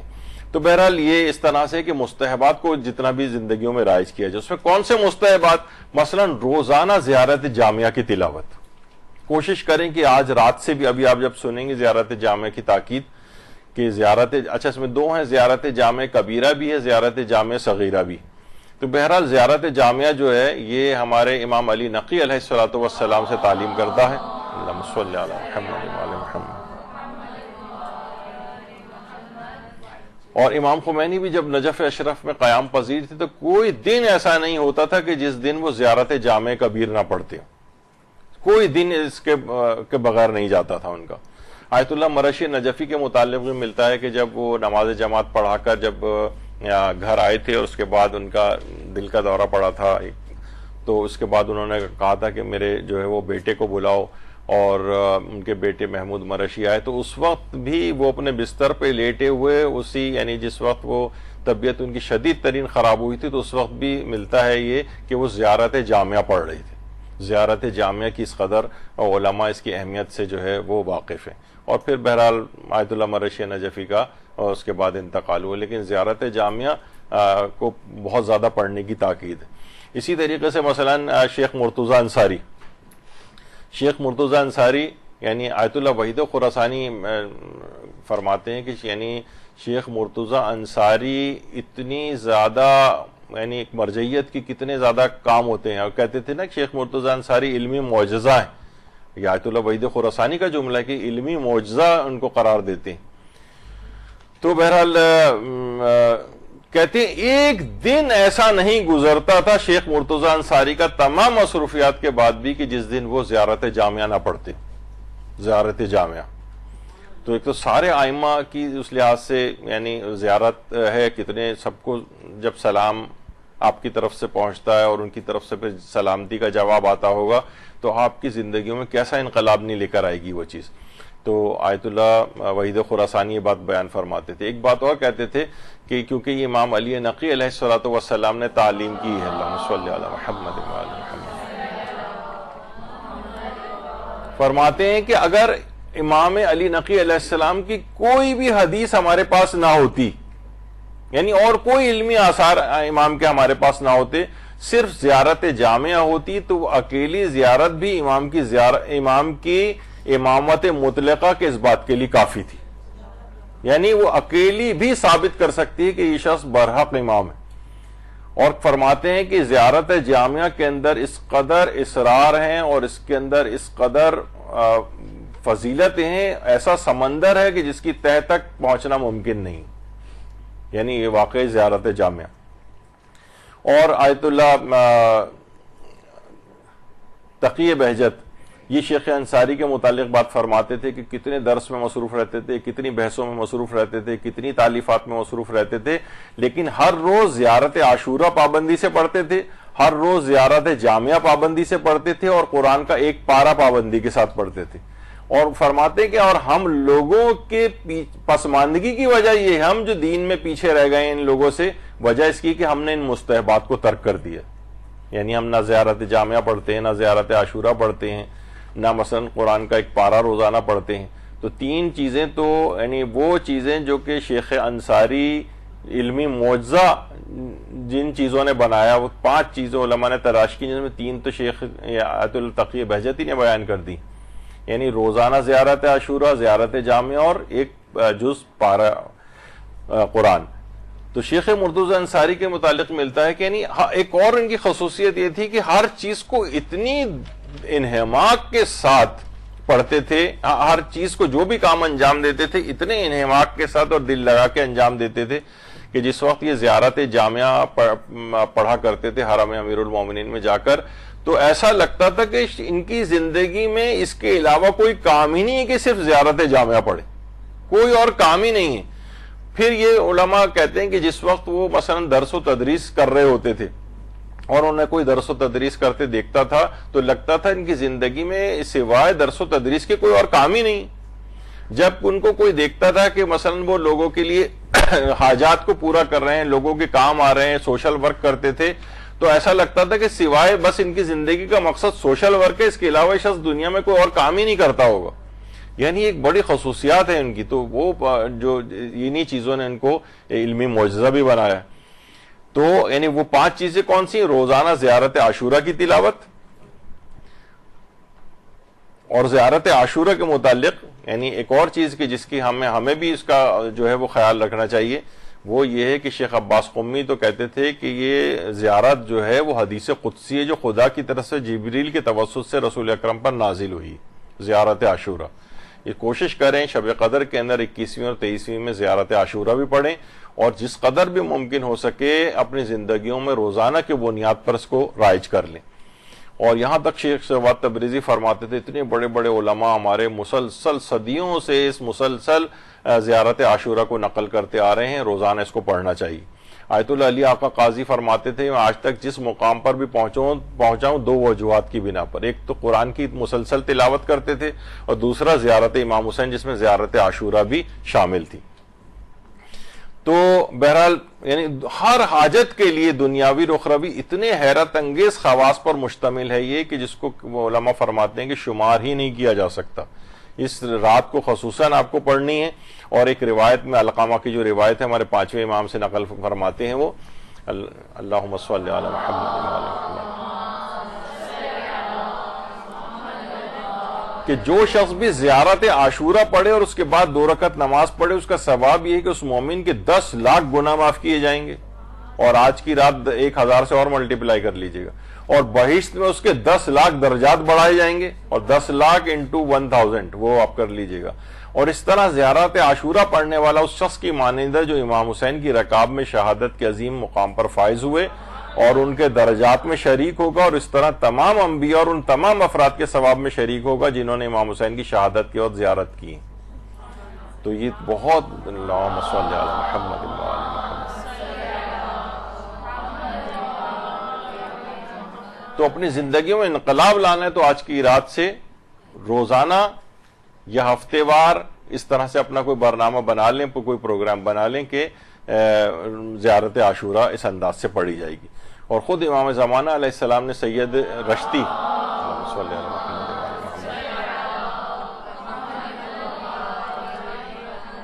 نجم الثاقب کے اندر بھی ہے کہ سفر حج پہ جب امام اثر کی زیارت سے مشرف ہو تو امام نے مجھ سے فرمایا تم نماز نافلہ کیوں نہیں پڑھتے ہو؟ پھر فرمایا نافلہ نافلہ نافلہ. تم زیارت عاشورہ کیوں نہیں پڑھتے ہو؟ پھر کہا عاشورہ عاشورہ عاشورہ. تم زیارت جامعہ کیوں نہیں پڑھتے ہو؟ پھر فرمایا جامعہ جامعہ جامعہ. تو اس سے اندازہ لگائیں کہ خود امام زمانہ علیہ السلام کتنی تاکید کر رہے ہیں. تو اپنی زندگیوں میں لے کر آئیں. آج کی رات سے شروع نہیں، زیارت واو الگ ہے، زیارت امین اللہ الگ ہے، زیارت جامعہ الگ ہے. تو زیارت عاشورہ کو خاص طور پر، اور یعنی لوگوں نے بڑی اس کی وہ کیے ہیں ایکسپیرینسز کیے ہیں. کتنے علماء کا تذکرہ ہے کہ جیسے مقام صاحب الزماں جو عراق کے اندر ہے وہاں پر گئے اور جب زیارت عاشورہ انہوں نے پڑھنی شروع کی تو ایسا ان کو یعنی اگلا ہی ایک قدم انہوں نے آگے بڑھایا تو اپنے آپ کو حرم امام حسین علیہ السلام میں زری کے بالکل سامنے پایا. اور ایک قدم انہوں نے پیچھے کیا تو پھر دوبارہ اسی مقام صاحب الزما کے اندر پہنچ گئے. اور اسی طریقے سے آیت اللہ محمد حسین طباطبائی فرماتے ہیں کہ جب ہم نجف میں تھے تو ہم لوگ یہ اور ان کی وائف، کیونکہ بہت سخت پیریڈ ان کی وائف نے آیت اللہ طباطبائی کے ساتھ گزارا تھا نجف کے اندر. ایک تو نجف کی شدید گرمی، انتہا سے زیادہ غربت، پھر جو بھی بچہ پیدا ہوتا تھا وہ سب مر جاتے تھے. پھر بڑی مشکل سے ایک تفصیل ہے، میں نے کسی درس میں بیان بھی کی تھی. پھر ایک شخصیت آئی تھی، کہا تھا اب جو بیٹا پیدا اس کا نام عبد الباقی رکھنا. آیت اللہ علی آقا قاضی نے ان کو کہا تھا. اس کے بعد پھر ان کے بچے پھر مرتے نہیں تھے، تو ان کی وائف نے بڑا سخت زمانہ کاٹا تھا. لیکن جب بھی ظاہر نجف میں تھے تو ہر سال جب بھی عاشورہ آتا تھا تو وہ یہ کربلا پہنچ جاتے تھے. آیت اللہ حسین حسینی تہرانی نے جو کتاب آیت اللہ محمد حسین طباطبائی کی شخصیت پہ جو لکھی، اس میں بھی اس واقعے کو لکھا ہے کہ آیت اللہ طباطبائی خود فرماتے تھے کہ جب ہم وہاں پر موجود تھے تو ہر سال جاتے تھے. اس کے بعد جب ہم نجف سے تبریز اپنے ایران والے علاقے، آبائی علاقے کے اندر شفٹ ہو گئے، تو اب جب اس کے بعد جو پہلا محرم آیا اور اس میں عاشور کا روز آیا تو ان کی وائف اس وقت زیارت عاشورہ پڑھنے کے لیے کھڑی ہوئیں. لیکن ظاہر ایک آدمی ایک طویل عرصہ وہاں پر رہے اور اس کے بعد اس کو یاد کر کے یعنی ان کی اتنی بری حالت ہوئی اور ایسی کیفیت ان کی ہوئی کہ زیارت عاشورہ انہوں نے پڑھنی شروع کی اور حسرت کی کہ یا اللہ ہر سال ہم کربلا میں ہوتے تھے اور یہ میں زیارت عاشورہ امام کے حرم میں کھڑے ہو کر پڑھتی تھی اور آج میں جو ہے اتنی دور چلی گئی ہوں. کہہ رہے ہیں اسی وقت ان کی کیفیت ایسی ہوئی ان کی وائف کی کہ اپنے آپ کو انہوں نے ذریعے حضرت امام حسین علیہ السلام کے سامنے اپنے آپ کو پایا. اللہم صلی علی محمد و علی محمد. انہوں نے وہیں عورتوں کی جس طرح سیکشن وہاں پر بنا ہوا وہاں پہ کھڑے ہو کر اور زیارت عاشورہ پوری پڑھی اور کہہ رہے ہیں جیسے ہی وہ زیارت پڑھ کے انہوں نے ختم کی دوبارہ اپنے آپ کو تبریز والے گھر میں پایا. تو یہ ایک بڑی زیارت عاشورہ ایک عجیب و غریب خواص رکھنے والی زیارت ہے اور انتہائی مجربات ہیں اس کے، اور علماء بہت تاکید کرتے آئے ہیں دین و دنیا کے ہر کام کے لیے، یعنی خاص طور پہ شب قدر کے اندر کوشش کریں کہ زیارت عاشورہ ضرور اس میں پڑھیں. آیت اللہ سید محمد صادق روحانی، ان کا بھی چند سال پہلے ابھی انتقال ہوا ہے. یہ کہتے تھے کہ ایک شخص میرے پاس آتا تھا اور ہر جو غیب کی خبر ہے بالکل صحیح مستقبل کی باتیں بتا کے جاتا تھا اور بالکل وہی ہو جاتی تھی. تو کہہ رہے ہیں ایک دفعہ میں نے اس سے پوچھا تم نے علم کہاں سے حاصل کیا ہے؟ کہا کہ مجھے ایک اور شخص یہ والی خبریں بتاتا ہے اور مجھے اس بات کی تاکید کرتا ہے کہ اگر تم روزانہ زیارت عاشورہ پڑھنا شروع کرو تو اسی طریقے سے کیفیت تمہاری بھی ہو سکتی ہے. زیارت عاشورہ کو اگر کوئی اتنی پابندی کے ساتھ روزانہ پڑھنا شروع کرے، اپنی زندگی میں لے کر آئے، تو بہت سے حقائق اس کے لیے منکشف ہوتے چلے جاتے ہیں. اور کتنی اس میں بھی ملتا ہے ہم کو، حکایات وغیرہ کے اندر بھی ملتا ہے کہ جو شخص پابندی سے اس طرح سے پڑھا کرتا تھا تو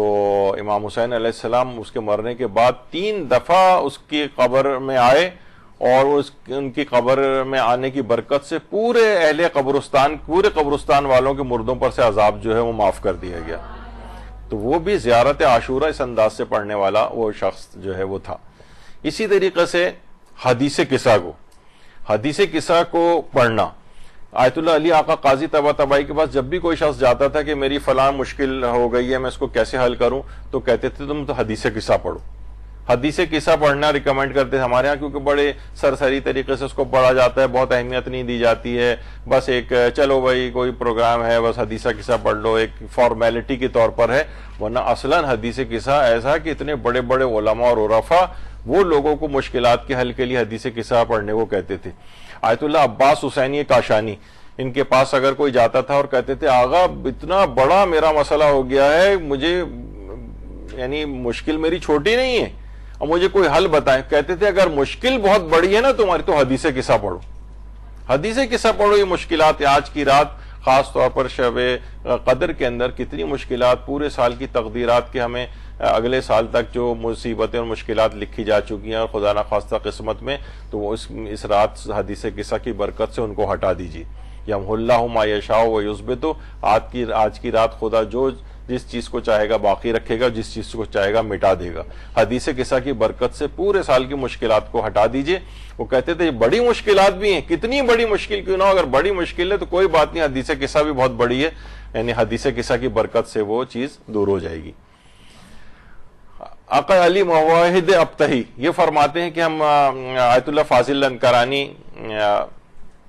لنکرانی کے گھر گئے، یا آیت اللہ جواد فاضل لنکرانی ہیں جو کھڑے ہوئے ہیں، ان کے بیٹے اب تو خود بھی مجتہد ہو چکے ہیں، اور صاحب رسالہ آیت اللہ فاضل لنکرانی، تو وہاں پر ذکر چھڑ گیا کہ حدیث قصہ سے متعلق، تو آیت اللہ لنکرانی نے کہا کہ میرے والد نے اپنے اوپر یہ لازم قرار دیا ہوا تھا کہ کوئی دن ایسا نہیں گزرتا تھا جو بغیر حدیث قصہ پڑھے گزر جائے۔ اب یہ ظاہر ہے جب یہ اس طرح سے جب ہوتا ہے نا، وہی ہم کہہ رہے ہیں کچھ مستحبات ایسے ہیں کہ جن کو اپنی زندگی کا لازمی جز بنا لینا چاہیے، اتنی مشکلات آپ کی حل ہو جائیں گی، تمام یعنی ایسے توفیقات کے خزانے ملیں گے، اور اس کا آغاز اگر شب قدر ہی سے ہو جائے تو پھر تو وہ دوام مل جائے گا اس چیز کو، یعنی وہ چیزیں پھر آپ سے چھوٹیں گی نہیں کبھی بھی۔ اسی طریقے سے مثلا آیت اللہ سید محمد رضا گل پائیگانی علماء کی دیکھی چیزیں اسی وجہ سے پیش کرتے ہیں کہ یہ ہمارے سامنے غیر معصوم افراد ہیں۔ معصوم والی چیزیں تو لوگ کہتے ہیں بھائی وہ معصوم ہے، ٹھیک ہے وہ کر سکتے تھے، یہ تو ہماری طرح کے لوگ تھے۔ آیت اللہ رضا گل پائیگانی کی ان کے داماد بیان کرتے ہیں آیت اللہ گل پائیگانی کے کہ جس وقت ایران عراق جنگ ہو رہی تھی تو لوگ ان کے پاس آئے، بڑے شدید پریشان تھے ہر وقت، یعنی کتنے سال، دسیوں سال جو ہے وہ جنگ چلی ہے، تو ظاہر ہر وقت بمباری ہو رہی ہے، لوگ پریشان ہو گئے تھے۔ تو آیت اللہ سید محمد رضا گل پائیگانی نے ان سے کہا تھا کہ تم لوگ اس کے ختم کرنے کے لیے حدیث قصہ پڑھو۔ تو بہرحال یعنی جنگوں تک کو ٹالنے کے لحاظ سے حدیث قصہ جو ہے پڑھی جا سکتی ہے، تو اس لحاظ سے بھی خاص طور پہ پڑھیں۔ ہمارے فلسطینی بھائیوں کے لیے کتنے بڑے اس کے اندر گرفتار ہیں، تو ان کو بھی اپنی نیتوں میں شامل کریں کہ کسی طریقے سے جنگ جو مسلط ایک لحاظ سے ان پر ہوئی ہے تو یہ جو ہے یہ مشکلات ان کی دور ہوں۔ اچھا، اسی طریقے سے ایک بہت ہی زبردست اور اہم ترین عمل جو اس رات کا وہ سورہ قدر کی تلاوت کرنا۔ کتنی دفعہ؟ 1000 دفعہ۔ اتنی اہمیت ہے، ابھی میں آگے چل کے اہمیت بیان کرنے والا ہوں کہ اس سے ہوگا کیا،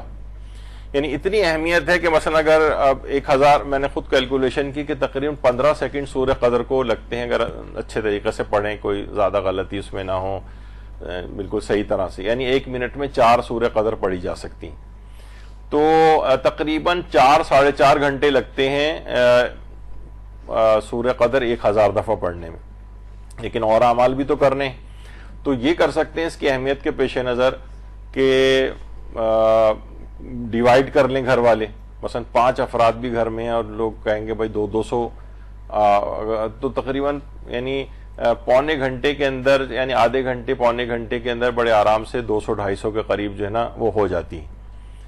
سورہ قدر کی تلاوت۔ تو اگر 5 افراد ہیں، 200 بھی اگر اس طرح سے پول بنا لیں، ڈیوائیڈ کر کے پڑھ لیں، تاکہ اس کے جو 1000 بار پڑھنے کے جو فوائد ہیں جو بھی آگے چل کر آئیں گے وہ آپ کو حاصل ہو جائیں۔ یا ایک چیز اور بھی کر سکتے ہیں گھر میں، دیکھیے بہت سے بزرگ افراد ایسے ہوتے ہیں جو دیگر اعمال کے لیے ان کی جسمانی طاقت اتنی نہیں ہے کہ انجام دے سکیں، وہ کم سے کم بستر پہ لیٹے ہوئے ان کو ایک ٹاسک دے دیا جائے کہ آپ 1000 دفعہ سورہ قدر 4 گھنٹے میں ختم ہو جائے گی، بستر پہ لیٹے لیٹے پڑھتے رہیں۔ تو بہرحال اس طرح سے اس کی برکتیں جو ہیں وہ حاصل ہو جاتی ہیں۔ تو سورہ قدر آیت اللہ علی آقا قاضی طباطبائی نے آیت اللہ خوئی کو یہ والا عمل بتایا تھا، اور پہلی رمضان، ویسے تو یہ عمل یہ تھا کہ پہلی رمضان سے اس کو کرتے ہوئے جائیں، روزانہ ہر رات، صرف شب قدر میں نہیں، ہر رات 1000 دفعہ سورہ قدر کی تلاوت کریں۔ تو آیت اللہ خوئی نے اس کو عمل کو کرنا شروع کیا تھا، اور اس کے بعد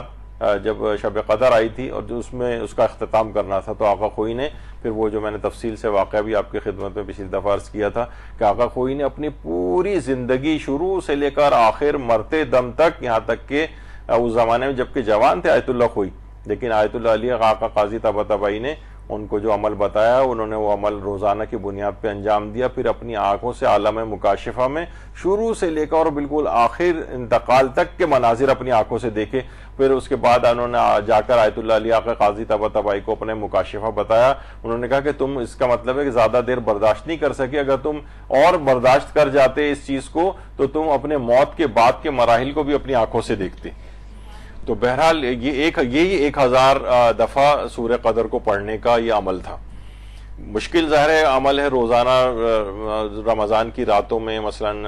1000 دفعہ پڑھنا، 4-4.5 گھنٹے لگ جاتے ہیں، لیکن بہرحال اس طرح سے کچھ کہتے ہیں کہ یہ 40 روز کا عمل ہے، یعنی اگر وہ چاہے وہ راتیں بیچ میں آ بھی جائیں رمضان تو بعد تک اس میں 40 کا عدد مکمل کیا جائے۔ اتنی اہمیت ہے اس کی کہ آیت اللہ حسینی کمپانی سے ایک دفعہ جو ہے سوال پوچھا گیا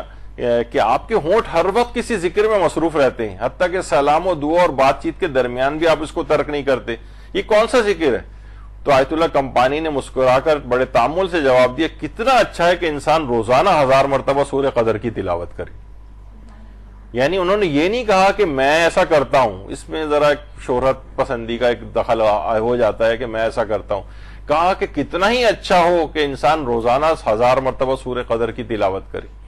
تو یہ اتنے بڑے بڑے علماء نے جو یہ مقامات حاصل کیے ہیں، یہ انہی مستحبات سے حاصل کیے ہیں۔ یہ روزانہ اگر ہم نہیں کر سکتے تو روزانہ کچھ ایک مقدار 50 دفعہ پڑھنے کی، 100 دفعہ پڑھنے کی جو ہے ان کی ڈال لی جائے اگر عادت، تو پھر آپ زندگیوں میں اگلے سال تک ایک انقلاب برپا ہو جائے گا۔ اور 1000 دفعہ اگر کوئی کرنے لگے تو میں نہیں سمجھ سکتا کہ کیا اس کو مقام ملے گا۔ اچھا، اب اس کی دیکھیں سورہ قدر ہے نا، اور آپ کو شب قدر کی ابتدا جو ہے پہلے سے آپ ظاہر وضو کر کے تیار ہو کر بیٹھتی ہیں اور افطار وغیرہ کے لیے، تو اگر کوئی شخص وضو کرتے ہو سورہ قدر کی تلاوت کرے تو گویا ایسا ہی ہے جیسے بطن مادر سے ابھی دنیا میں بے گناہ آیا۔ چھٹے امام جعفر صادق علیہ السلام نے فرمایا۔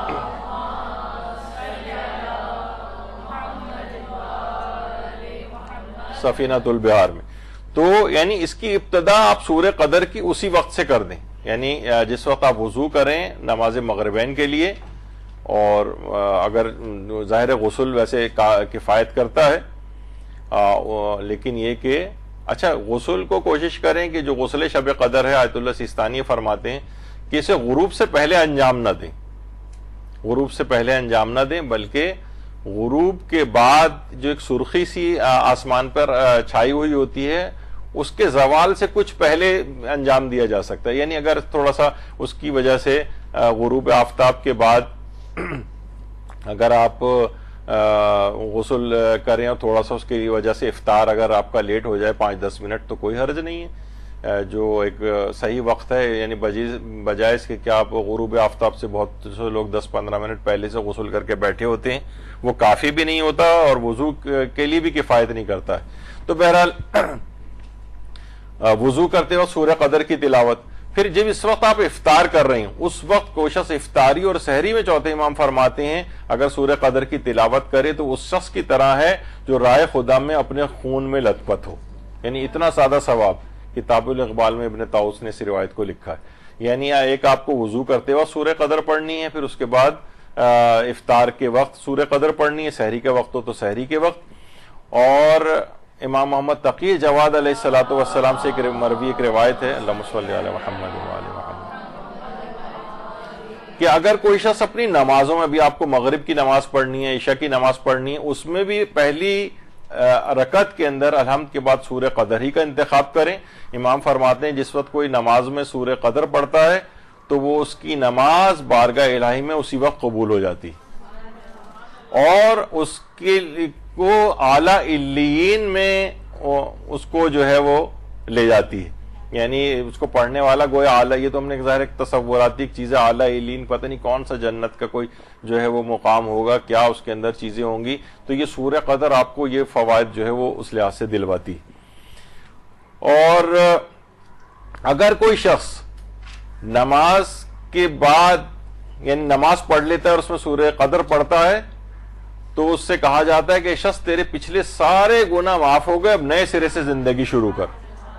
تو اس لحاظ سے اس کی بڑی اہمیت ہے سورہ قدر کی، اور یہ شب قدر میں فراموش نہ ہو۔ اچھا، شب قدر میں ظاہر ہے کہ بہت زیادہ آپ کو تھکاوٹ بھی ہوگی، کیونکہ ایک بڑا ایک معنوی سفر آپ کو اس میں طے کرنا ہے، بہت اعمال ہیں، سونا بھی نہیں ہے، مسلسل اعمال انجام دینے۔ تو چوتھے امام زین العابدین علیہ الصلوۃ والسلام کی ایک سیرت تھی، اللہم صلی علی محمد وعلی محمد، کہ جب آپ پاپ پیادہ حج کے لیے جاتے تھے تو ظاہر ہے جب انسان پیدل چلتا ہے تو کتنی تھکاوٹ ہوتی ہے، تو سفر میں تھکاوٹ کو اوور کم کرنے کے لیے امام مسلسل سورہ قدر کی تلاوت کرتے تھے۔ تو تو اس رات میں بھی بہت تھکاوٹ آپ کو ہوگی، تو سورہ قدر کی تلاوت آپ کی تھکاوٹ کو کم کرے گی، اس کو آپ کثرت کے ساتھ پڑھیں۔ امام کی ایک اور خصوصیت یہ تھی چوتھے امام کی کہ جب وہ بیٹھنے لگتے تھے ایک سواری کے اوپر تو اس وقت بھی سورہ قدر کی تلاوت کرتے تھے تاکہ پورے حفاظت کے ساتھ اور امانیت کے ساتھ وہ سفر طے ہو۔ تو اس رات میں ایک بڑا روحانی سفر آپ کو طے کرنا ہے شب قدر میں، تو بہرحال یہ اس سفر کے اندر سورہ قدر کی اکثر و بیشتر آپ تلاوت کریں۔ روایت میں ملتا ہے کہ اگر کوئی شخص سورہ قدر کی تلاوت کرتا ہے تو ابھی وہ اپنی قرات کو ختم نہیں کرتا، یہ حتی مطلع الفجر میں پہنچتا نہیں ہے، یہاں تک کہ آتش جہنم سے آزادی کا پروانہ اس کے لیے لکھا جا چکا ہوتا ہے۔ ابھی ختم بھی نہیں کی ہے سورہ قدر اس نے اور آتش جہنم سے نجات کا پروانہ اس کو مل جاتا ہے۔ تو یہ بڑی زبردست قسم کی سورہ ہے، اور ہمارے امیر المومنین علی ابن ابی طالب علیہ الصلوۃ والسلام سے مروی، اللہم صلی علی محمد، فرماتے ہیں کہ ہر کام کو کرنے کا ایک آسان طریقہ ضرور ہوتا ہے، اور مشکلات اور پریشانیوں سے بچنے کا آسان ترین طریقہ سورہ قدر کی تلاوت ہے۔ یعنی بہت سے کام دیکھیں ایسے ہوتے ہیں نا کہ ہم سوچتے ہیں اس کا تو کرنے کا طریقہ بھی بڑا مشکل ہوگا، یعنی اس سے نکلنے کا نہیں، مشکل سے مشکل طریقے کو آسانی سے حل کرنے کے لیے سورہ قدر کی تلاوت کریں، یہ امام فرماتے تھے۔ تو بہرحال بہت روایتوں میں یہ چیز آئی ہے، اس کو آہستہ آواز میں بھی پڑھنے کی تاکید آئی ہے، بلند آواز سے پڑھنے کی بھی تاکید آئی ہے۔ 1000 مرتبہ پہ پڑھے تو اللہ 1000 اس کے گناہ جو ہے وہ معاف کر دیتا ہے۔ اور شیخ مفید نے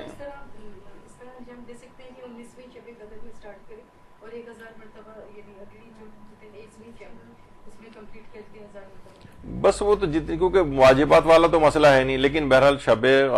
قدر کے اندر خاص طور پر جو معتبر جو شب قدر ہیں وہ 21ویں اور 23ویں ہیں، ان تینوں میں سے، اس میں سے بھی 23ویں کی خصوصیت زیادہ ہے، تو زیادہ جو آتھینٹک جو شب قدر ہیں کوشش کریں کہ اسی کے اندر اس کو انجام دیں۔ شیخ مفید نے جو اپنی کتاب المقنعۃ اس کے اندر بھی اس بات کو اس حدیث اس روایت کو لکھا ہے، چھٹے امام جعفر صادق علیہ الصلوۃ والسلام، اللہم صلی علی محمد وعلی محمد۔ اور تہذیب الاحکام میں بھی ہے کہ اگر کوئی شخص 23ویں رمضان کی رات کو، یعنی شب 23 رمضان کو کوئی انا انزلناہ فی لیلۃ القدر کی 1000 دفعہ تلاوت کرے تو امام نے فرمایا وہو شدید الیقین، یعنی ایک تو اس کا یقین بہت زیادہ قوی ہو جائے گا، یعنی اس کی بہت خصوصیت یہ ہے، اور دوسری بات یہ ہوگی کہ ہماری ولایت پر اس کا اعتقاد اور زیادہ کامل ہو جائے گا، اور خواب میں اس کو بہت سی حقیقتوں سے آشنا کیا جائے گا، جو مفہوم ہے روایت کا۔ یعنی آپ نے ابھی جو سنا تھا کہ آقا خوئی کو پھر مکاشفے کے اندر اپنی پوری زندگی دکھائی گئی تھی، یعنی وہی نیند والے جو ایک عالم تھا ان کا، اس میں انہوں نے اپنی پوری زندگی کو، یعنی اس کا یقین بہت شدید ہو جائے گا جو 1000 دفعہ اس کو پڑھے گا، اور آئمہ کی ولایت کے اوپر اعتقاد اس کا بہت کامل ہو جائے گا، اور اس کو نیند کی حالت میں بہت سے حقائق سے آشنا کیا جائے گا۔ تو یہ تہذیب الاحکام کے اندر بھی یہ روایت اس انداز سے موجود ہے۔ جب بھی آیت اللہ مرتضی کشمیری، عبد الکریم کشمیری، ان کا نام وہ ابھی میں نے پچھلی دفعہ بھی جو لیا تھا تو آیت اللہ عبد الکریم کشمیری کے نام سے زیادہ معروف ہیں۔ یہ شب قدر میں فرماتے تھے 1000 مرتبہ سورہ قدر کا پڑھنا روحانیت اور معنویت کے لیے بہت مفید ہے، بہت زیادہ آپ کی روحانیت قوی ہو جائے گی اس سے۔ چاہے میں نے کہا کہ ایک شخص نہ پڑھ سکے، پول بنا کے پڑھ لیں، اس کو بانٹ لیں آپس میں۔ اور چھٹے امام یہ بھی فرماتے ہیں مومنین کی پیشانی سے جو نور قیامت کے دن ظاہر ہو رہا ہوگا وہ نور سورہ قدر ہوگا، بہار الانوار کی روایت ہے۔ تو یہ بہت اہم ہے آج کی رات خصوصیت کے ساتھ۔ 5ویں امام محمد باقر علیہ السلام کے پاس آتا ہے ایک شخص اور آ کر کہتا ہے کہ مولا میں چاہتا ہوں کہ میں دنیا اور آخرت میں آپ کے ساتھ رہوں۔ تو امام نے اپنے قلم سے اس شخص کو جواب لکھا اور کہا کہ تمہیں چاہیے کہ کثرت کے ساتھ سورہ قدر پڑھو اور اپنی زبان کو کثرت کے ساتھ استغفار سے تر و تازہ رکھو۔ یعنی 2 اعمال بتائے 5ویں امام کے، اس نے کہا میں دنیا اور آخرت میں آپ کے ساتھ رہنا چاہتا ہوں۔ امام نے اپنے قلم سے یہ بات تحریر فرمائی کہ تمہیں چاہیے کہ پھر سورہ قدر کی تلاوت کثرت سے کرو اور استغفار کثرت کے ساتھ پڑھا کرو۔ اور روایات کے اندر آیا کہ ایک شخص آیا تھا، اور یہ وسائل الشیعہ کے اندر بھی جو ہے وہ روایت موجود ہے کہ، اور کہا کہ اس نے آ کر کہا کہ مولا میری 8 بیٹیاں پیدا ہو چکی ہیں لیکن بیٹا میرا ایک بھی نہیں. یعنی بہت سے لوگوں کی ہوتا ہے، ان کی خواہش ہوتی ہے کہ ان کے ہاں اس طرح سے مکمل ہو، بیٹے بھی ہوں بیٹیاں بھی ہوں،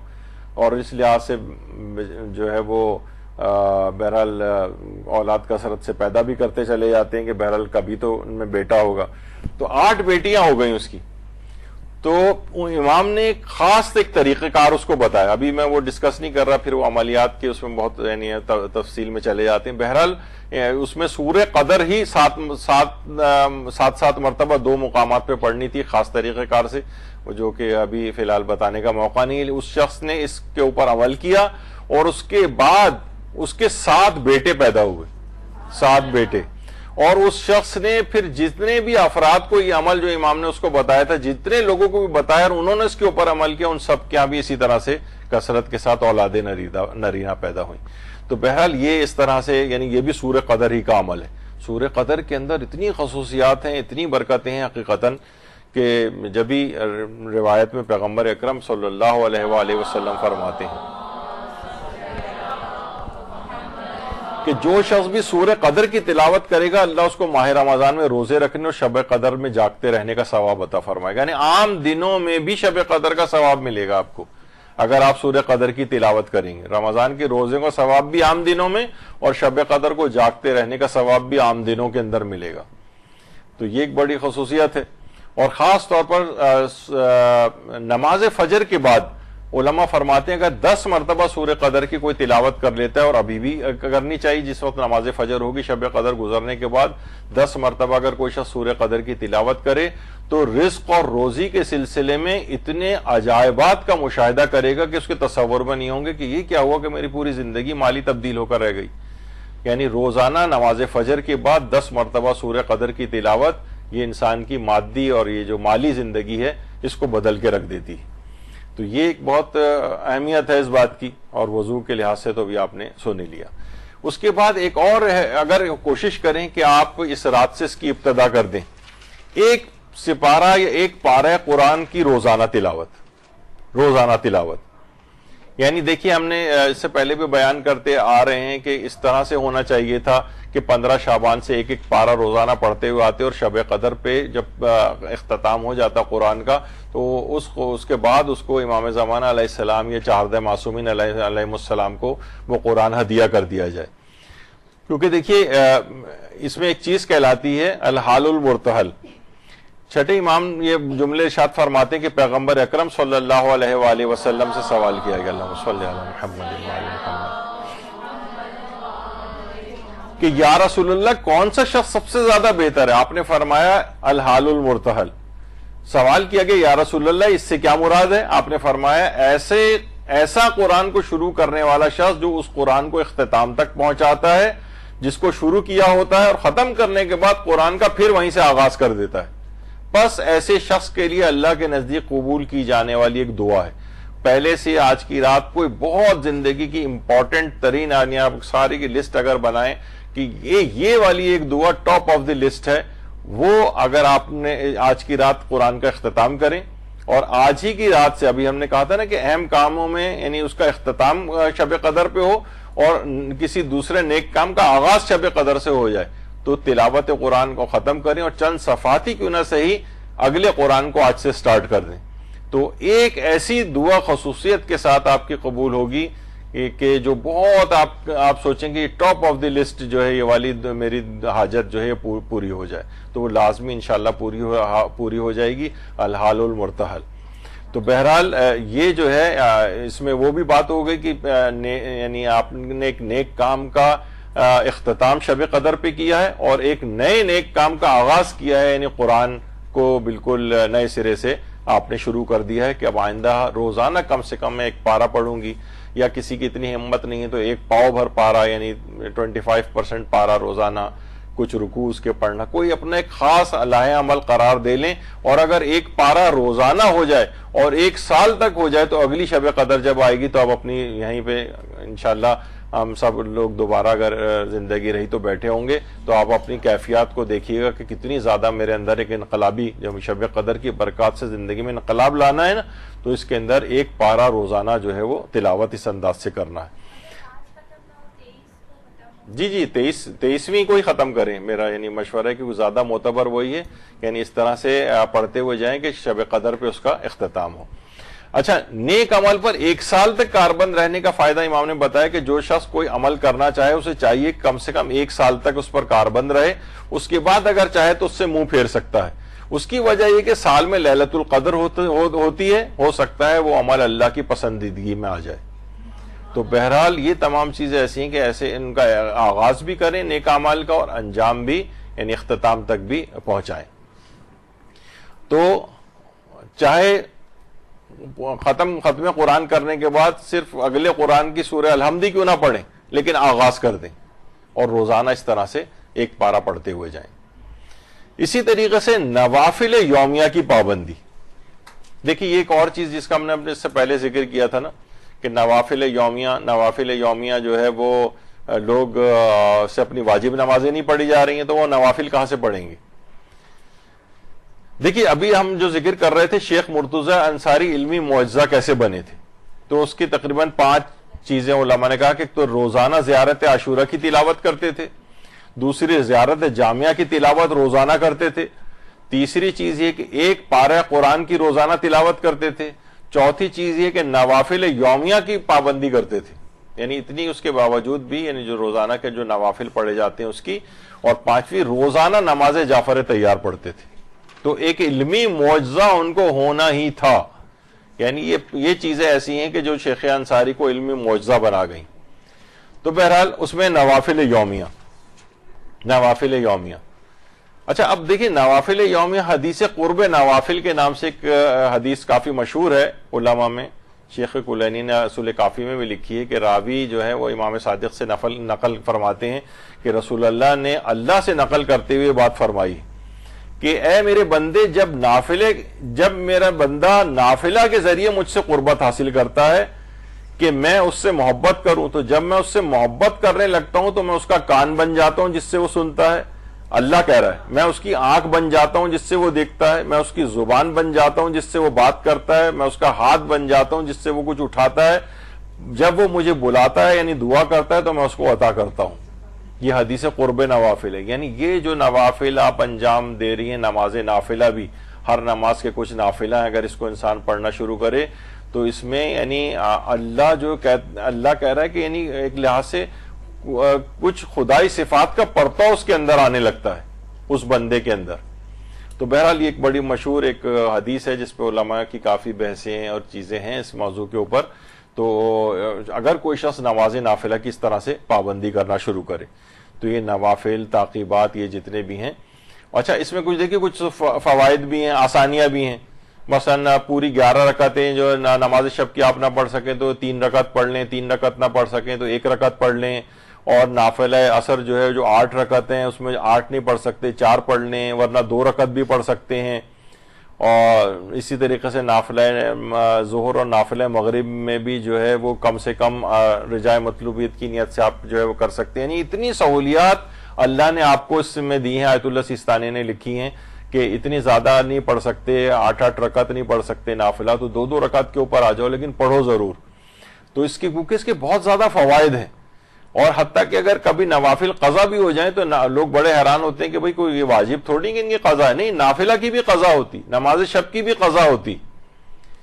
تو بہرحال صرف ان نوافل کی قضا کی تاکید نہیں ہے جو بیماری کی وجہ سے نہیں پڑھیں، لیکن ویسے اور جو ہیں ادروائز ان نوافل کی قضا ہے۔ اور اگر کوئی شخص یہ نافلہ نہیں پڑھ سکتا ہے تو پھر اس کے لیے دوسرا ایک حل بھی اسلام نے کہا کہ نافلہ بھی نہیں پڑھ سکتے، قضا بھی نہیں کہ اس کی کر سکتے، تو مستحب ہے کہ ہر 2 رکعت کے بدلے غریب مومن کو 3 پاؤ آٹا، دال چاول وغیرہ میں سے کوئی چیز دو۔ اور یہ بھی نہیں کر سکتے، زیادہ ہو جائے گا، تو پھر یہ کرو کہ دن کی نمازوں کے لیے 3 پاؤ آٹا اور رات کی نمازوں کے لیے بھی 3 پاؤ آٹا، یعنی روزانہ 1.5 کلو کے اعتبار سے دے دیا جائے۔ تو تقریباً یہ روزانہ 1.5 کلو کے اعتبار سے، اور آج کل جو پتہ نہیں شاید 160 روپے کلو ہے، کتنا اچھا آٹا مل رہا ہے، تو اس لحاظ سے تقریباً یہ 7 سوا 7 ہزار روپے جو یہ افورڈ کر سکیں تو وہ کم سے کم، اور وہ نافلہ بھی نہیں پڑھ سکتے، اس کی قضا بھی نہیں کر سکتے، تو پھر ان کے لیے ایک اور حل یہ مالی اعتبار سے اگر آپ اتنے مستحکم ہیں کہ 7,000-7,500 روپے اگر کر سکتے ہیں ایسا تو جو ہے کم سے کم، تاکہ وہ نافلہ آپ کا جو ثواب اور فوائد ہیں وہ آپ کو دلوا دیے جائیں. تو اسلام نے اس کے بہت سارے اس انداز سے حل جو ہے وہ بتائیں. اور آپ کو اتنے اس میں سہولیات دی گئی کہ بھئی نوافل اور مستحب نمازیں یہ حالت اختیار میں بھی آپ زمین پہ بیٹھ کے بھی پڑھ سکتے ہیں، اور ضروری نہیں ہے کہ 2 رکعتوں کو 1 رکعت سمجھا جائے. یعنی آپ اگر بیٹھ کے بھی اگر آپ پڑھ رہے ہیں تو ڈبل پڑھنی ضروری نہیں ہے، اتنی ہی پڑھ سکتے ہیں.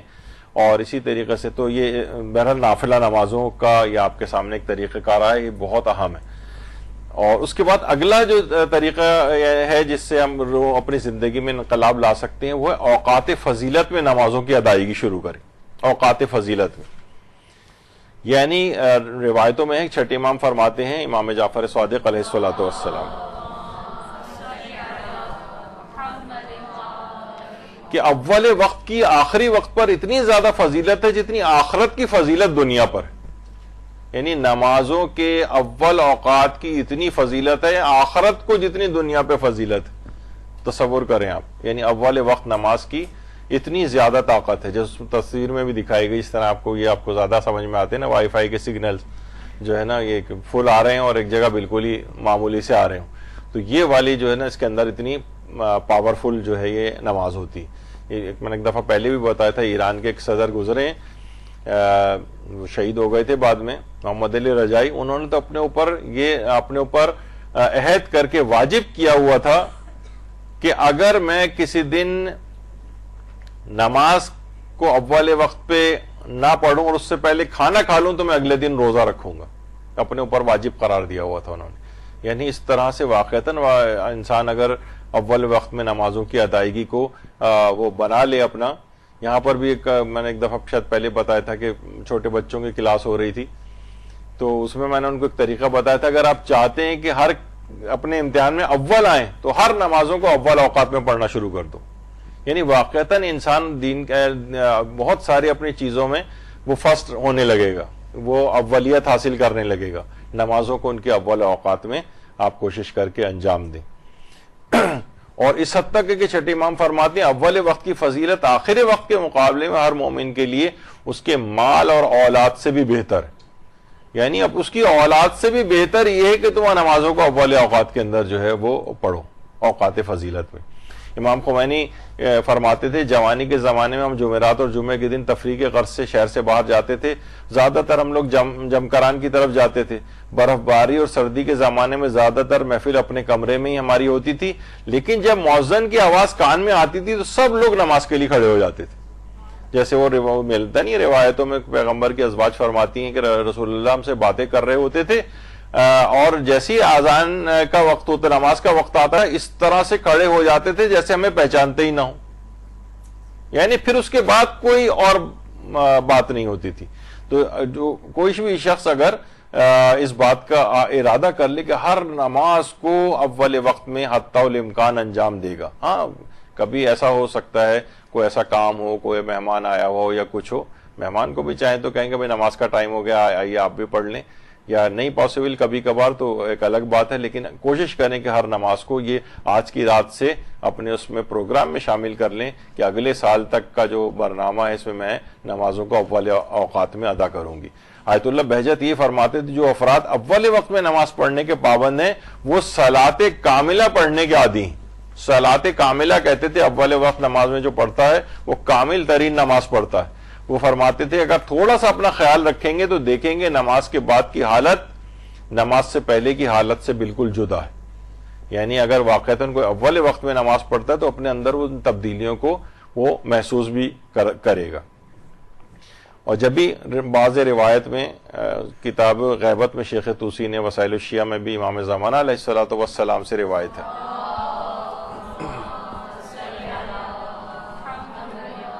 کہ ملعون ہے شخص جو نماز میں اتنی تاخیر کرے کہ ستارے نظر آنا بند ہو جائیں. یعنی اتنی تاخیر سے پڑھ رہا ہے، جس طرح ہوتا ہے نا ہم الارم ہی اتنا لگاتے ہیں کہ بس جناب 10 منٹ جب رہ گئے ہوتے ہیں تو اس وقت ہم نماز کے لیے اٹھتے ہیں. جب اٹھنا ہی ہے تو گھنٹہ بھر پہلے کا الارم لگا دیں، ثواب بھی آپ کو اول وقت میں پڑھنے کا ملے گا، فوائد بھی ملیں گے، نماز کوئی معاف تو نہیں ہو رہی ہے، دیر سے بھی اگر پڑھنے تو بہتر ہے کہ اپنے اول اوقات کے اندر جو ہے وہ پڑھ لیں آپ۔ اسی طریقے سے علماء فرماتے ہیں یہ اگر روزانہ کے پروگرام میں شامل کر لیں اگلے سال تک کے لیے، ایک طویل سجدہ روزانہ، ایک طویل سجدہ۔ آیت اللہ علی آقا قاضی فرماتے تھے کہ روحانیت اور معنویت کو حاصل کرنے کے لیے ایک راہ ہر شخص کے ہاتھ میں، وہ یہ کہ ہر شخص کو اس پر دسترس حاصل ہے کہ وہ روزانہ 500 سے 1000 سجدے انجام دے، یا تو ایک طویل سجدہ یا کم سے کم سر کو اٹھائے پھر سجدے کے اندر رکھے، روزانہ 500 سے 1000 سجدے کی بہت سے وہ کہتے تھے روحانیت اور معنویت کی راہیں ہر شخص کے لیے ہاتھ میں نہیں ہیں، سوائے اس کے کہ روزانہ اگر 500 سے 1000 سجدے انجام دے، ایک بالکل ایک عجیب ملکوتی دنیا کے اندر جو ہے وہ پہنچ جائے گا، گناہ اس کے پاس سے نہیں پھٹکیں گے، توفیقات کے خزانے اس کو ملتے رہیں گے اور آگے سے آگے بڑھتا جائے گا۔ جب بھی ہمارے چوتھے امام زین العابدین علیہ السلام صلی اللہ علیہ وسلم اس قدر سجدے بجا لاتے تھے کہ پورے ماتھے پر سجدوں کے نشانات اور پیوند نمودار تھے، آپ ہر سال 2 بار اور ہر بار پیشانی پر لگے ہوئے 5 عدد نشانوں کو کٹواتے تھے، اس وجہ سے امام کو ذو الصفنات صاحب پیوند بھی کہا جاتا تھا۔ اتنے سجدے اتنے سجدے اتنے سجدے، امام معصوم علل الشرائع کی جو روایت ہے۔ اور یہ بھی چھٹے امام نے فرمایا کہ طولانی رکوع اور سجود عمر کے طولانی ہونے میں مؤثر ہے، آپ کی عمر بھی زیادہ بڑھے گی اس سے،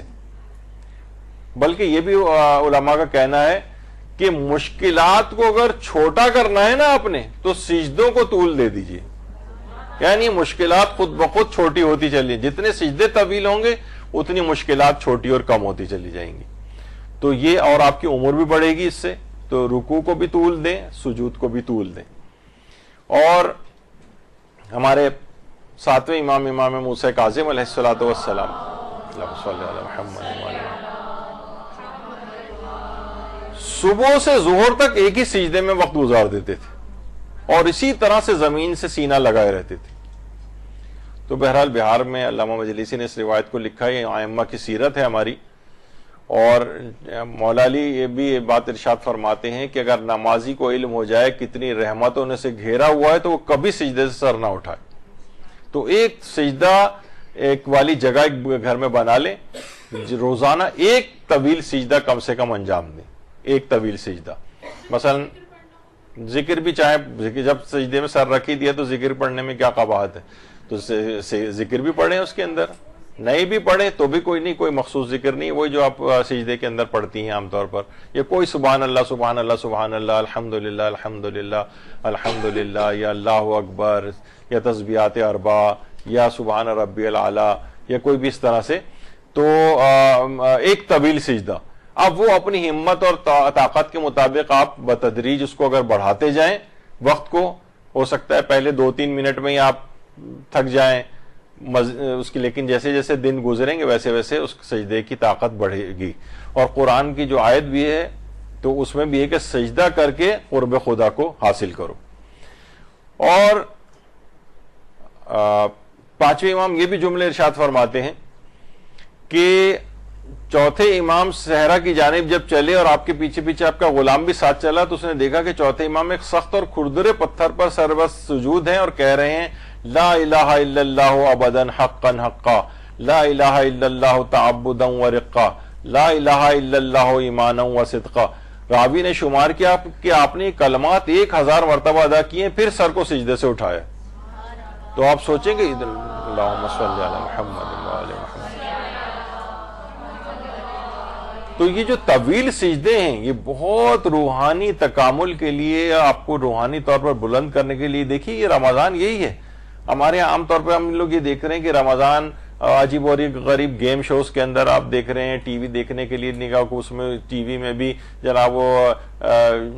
بیت بازی اور شاعری اور پتہ نہیں کیا کیا اس ٹائپ کی چیزیں جو ہیں وہ آ رہی ہیں، یا اور دینی لحاظ سے بھی ہیں تو پتہ چلا مناظر بازی آ رہی ہے، لوگ دیکھ دیکھ کے خوش ہو رہے ہیں، فلاں نے فلاں کو دیکھو کیسا جواب دیا، کہیں یعنی اس میں روحانیت اور معنویت وہ ختم ہوتی جا رہی ہے۔ لوگ پتہ نہیں کون کون سی چیزوں کے اندر لگ گئے جو رمضان کا اصل تھا، تقوی و پرہیزگاری حاصل کرنا، اپنے آپ کو روحانیت کے طور پر لے کے جانا، وہ والی چیزیں مفقود ہو گئیں۔ تو اس کو دوبارہ لانے کی ضرورت ہے۔ چھٹے امام یہ بھی فرماتے ہیں کہ چوتھے امام کا نماز میں خشوع و خضوع کا یہ عالم ہوتا تھا کہ جب آپ سجدہ فرماتے تھے تو اس وقت تک سجدے سے سر نہیں اٹھاتے تھے جب تک کہ پسینے سے شرابور نہ ہو جاتے تھے، اور امام سجاد کی شدید گریہ و بکا اور بہتے ہوئے آنسوؤں کو دیکھ کر ایسا لگتا تھا جیسے آپ پانی میں ڈوب کر ابھی نکلے ہوں۔ تو یہ تو ائمہ کی صورتحال تھی، اور ایک ہم اپنی صورتحال دیکھتے ہیں کہ ایک آنسو جو ہے اپنی حالت زار پہ ہمیں نہیں نظر آتا، کوئی سجدہ ہمیں طویل نظر نہیں آتا، 3 دفعہ سجدے کا ذکر اگر کر لیں تو سر میں درد ہونے لگتا ہے اور فوراً سر کو اٹھا لیتے ہیں۔ یعنی یہ پیشانیاں جو ہیں اس قابل ہی نہیں رہی ہیں کہ اب یہ ان کو توفیق نہیں مل رہی کہ اس طویل سجدوں کے اندر اللہ کے پڑی رہیں۔ اس کے بعد ایک اور چیز ہے جس کو آج کی رات سے آپ کو کوشش کر کے اس کو انجام دیں، وہ ہے دائم الوضو رہنے کی حتی الامکان کوشش۔ زیادہ تر اوقات کے اندر باوضو رہیں، زیادہ تر اوقات میں۔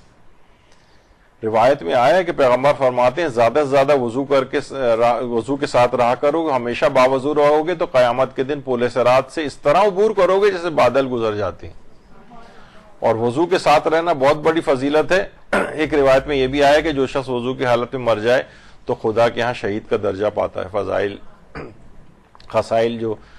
شیخ صدوق کی کتاب ہے اس کے اندر بھی یہ چیز آئی ہے۔ تو زیادہ تر اوقات کے اندر آپ باوضو رہیں،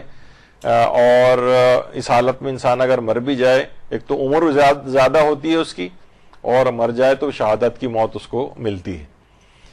بہت سے لوگوں نے حکایات میں ملتا ہے کہ ایک شخص کو دیکھا کہ نیک اور صالح انسان کو کہ جنت میں چہل قدمی کر رہا ہے، انہوں نے پوچھا کہ آخر کون سا ایسا کام تم نے انجام دیا جو اس مقام تک پہنچے؟ تو اس نے کہا میں دنیا میں ہمیشہ باوضو رہا کرتا تھا۔ بہت آسانی کے ساتھ جنت حاصل ہو جاتی ہے اس کے اندر۔ اور یہ بھی مولا نے فرمایا کہ ایک زمانہ ایسا آئے گا جس میں برائیاں بہت بڑھ جائیں گی، جب اس زمانے کو پاؤ تو باوضو رہا کرو۔ تو کوشش یہ کریں کہ ہر وقت اس میں باوضو رہیں۔ رات کو باوضو ہو کر اگر سوئیں تو پوری رات عبادت میں بسر کرنے کا ثواب ملتا ہے، روایت کے اندر یہ آیا ہے۔ اور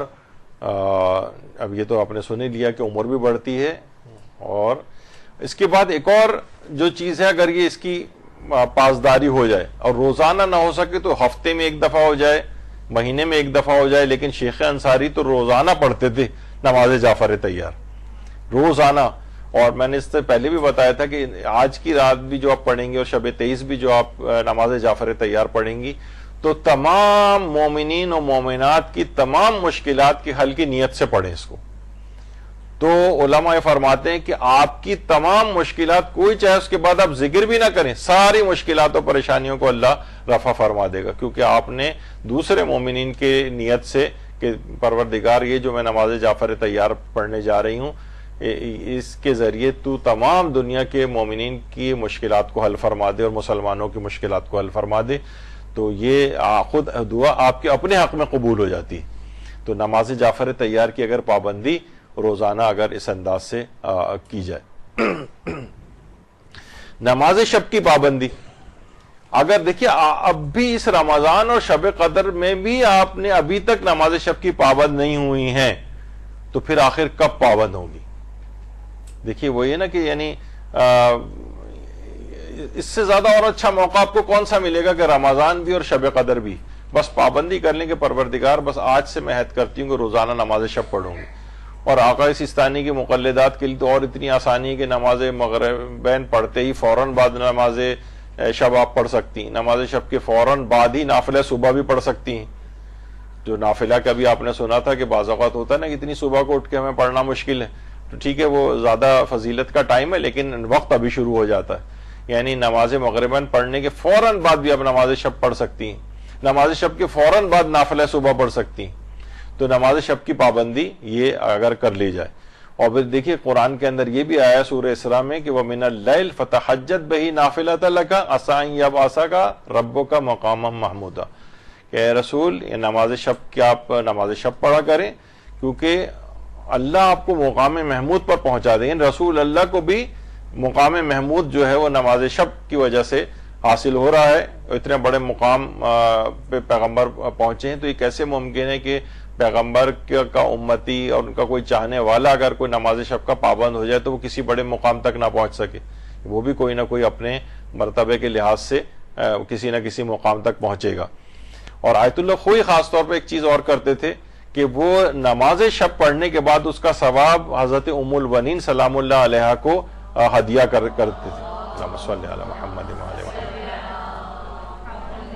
فرماتے تھے کہ اگر کوئی شخص نماز شب پڑھنے کے بعد اس کا ثواب حضرت ام البنین سلام اللہ علیہ کو اگر ہدیہ کر دے تو اس کو مشکل جو اس کی جتنی بھی مشکلات ہیں وہ تمام اس کی اس ہدیہ کرنے کے نتیجے میں وہ مشکلات دور ہو جائیں گے اور اس کی وہ دعائیں قبول ہو جاتی ہیں. تو بہرحال ایک یہ اس کے اندر نماز شب میں یہ والا بھی کام کر لیجئے گا جس وقت آپ پڑھیں, اور کوشش کریں اس کے بعد یہ سلسلہ جاری رہے, اور ایک دن بھی ایسا نہ آئے کہ اس کے بعد آپ نماز شب, کیونکہ ایک سال صرف گزرے گا, یہ میں صرف تقریباً 13-14 چیزیں آپ کو جی خدمت میں جو عرض کر رہا ہوں صرف آپ کو ایک سال تک کرتے ہوئے جانا ہے, پھر اس کے بعد اپنی زندگی کا انقلاب آپ دیکھ لیجئے گا کہ کیا ہوگا. تو بہرحال ہر شخص اس میں کوشش کرنی چاہیے. ابن جنید جو ہمارے ایک بہت متقدمین علماء میں سے گزرے, جو بہت اولین, ابن ابی عقیل عمانی اور ابن جنید اسقافی, یہ جو تھے ان کے فتاوی ابن جنید وغیرہ بھی بہت اولین دور کے ہمارے مجتہدین میں سے ہیں. ان کو بھی علماء نے خواب میں دیکھا تھا کہ جنت میں, ان سے پوچھا گیا کہ آخر آپ کو سب سے زیادہ بہترین عمل جو آپ نے جو اس دنیا میں پایا ہو, تو انہوں نے کہا کہ میں نے جو رات کے وقت جو میں نماز شب پڑھتا تھا 11 رکعت, اس سے زیادہ میں نے اپنے لیے کوئی نفع بخش عمل یہاں آخرت میں نہیں پایا. تو کوشش کریں کہ اس چیز کو اب تک اگر نہیں کیا ہے, اور اتنی آسانی ہے, الحمد کا سورہ پہ بھی اکتفا کر سکتے ہیں, نماز شب کو چلتے پھرتے واک کرنے کے درمیان بھی پڑھ سکتے ہیں, گاڑی ڈرائیو کرنے کے درمیان بھی پڑھ سکتے ہیں. 8 رکعت نہیں پڑھ سکتے 3 رکعت پڑھ لیں, 3 رکعت نہیں پڑھ سکتے 1 رکعت پڑھ لیں, فوائد ملیں گے. لیکن بہرحال کوشش کریں کہ جب آپ اس سے ابتدا کر رہی ہیں تو پوری 11 رکعت ہی, 11 رکعت میں 6-7 منٹ بھی نہیں لگتے ہیں, اتنی آسانی کے ساتھ ہو جاتی ہے, اور پھر کچھ عرصے میں آپ کو مزہ آنے لگے گا اس کے اندر. ابھی صرف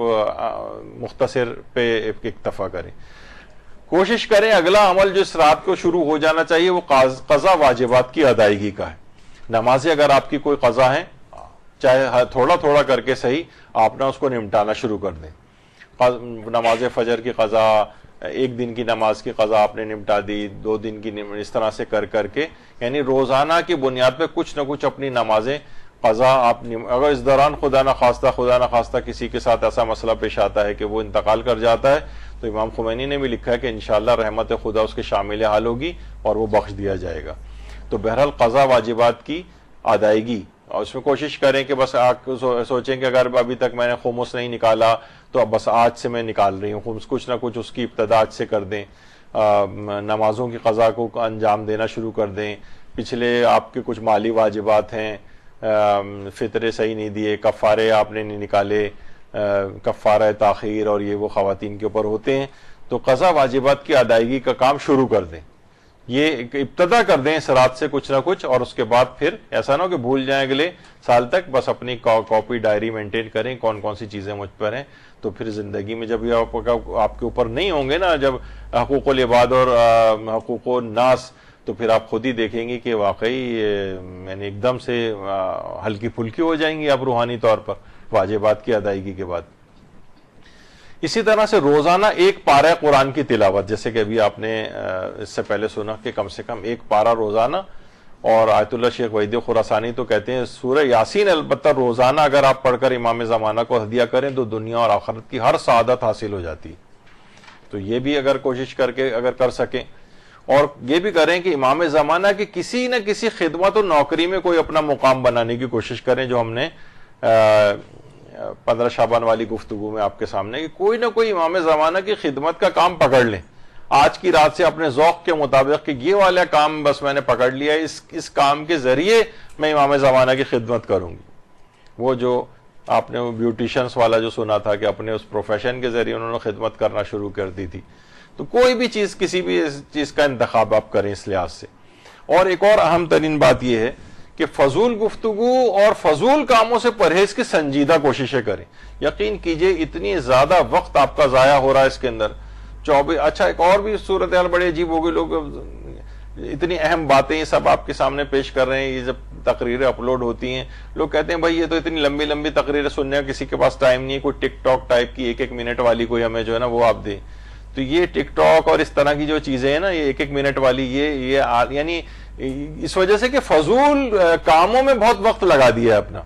آپ دیکھیں گھنٹوں جو خواتین آپس میں بیٹھ کے بات کر رہی ہوتی ہیں، یعنی وہ زیادہ تر فضول گفتگو اور فضول کام ہوتے ہیں. گناہ والے باتیں تو الگ ہیں، غیبتیں ہو رہی ہیں، اور وہ صرف اس کے علاوہ بھی جو باتیں ہیں صرف فضول ہو رہی ہیں. فضول باتیں اور فضول کام جب ان سے آپ پرہیز کی سنجیدہ کوششیں کریں گی تو پھر آپ دیکھتی ہیں نا، سائنٹسٹ کہیں آپ کو ایسے بیٹھے ہوئے تھڑوں میں بیٹھے ہوئے گپے لگاتے ہوئے کہیں نظر آ رہے ہیں کسی جگہ، یا کسی بھی جو بہت اہم کام کوئی کر رہے ہوتے ہیں، وہ ان تمام جگہوں سے آپ کو غائب نظر آئیں گے فضولیات والی. حتیٰ کہ وہ گانے بجانوں اور ادھر بھی بیٹھے ہوئے آپ کو نظر نہیں آئیں گے، کیونکہ جو اہم کام کر رہا ہوتا ہے وہ تمام فضول باتوں سے پھر اپنے آپ کو فضول کاموں سے پرہیز کا عادی اپنے آپ کو بناتا. سنجیدہ کوششیں کریں، فضول باتوں میں فضول کاموں میں بالکل نہ لگیں. بہت اہم چیز ہے لیکن اتنا وقت نہیں بچا کہ اس پہ بات کریں. اور پھر یہ کہ دین کے مبلغ بنیں اور یا پھر مبلغین کے مددگار بن جائیں. یا تو خود اتنی صلاحیت حاصل کر لیں، یا یہ کہ جو لوگ اس میں کام کریں ان کے آپ مددگار بن جائیں. تو وہی والا مقام اور مرتبہ انشاءاللہ جو ہے وہ آپ کو حاصل ہوگا. تو یہ تقریباً 14 میں نے بہت جلدی آج مکمل کی ہیں. اور اب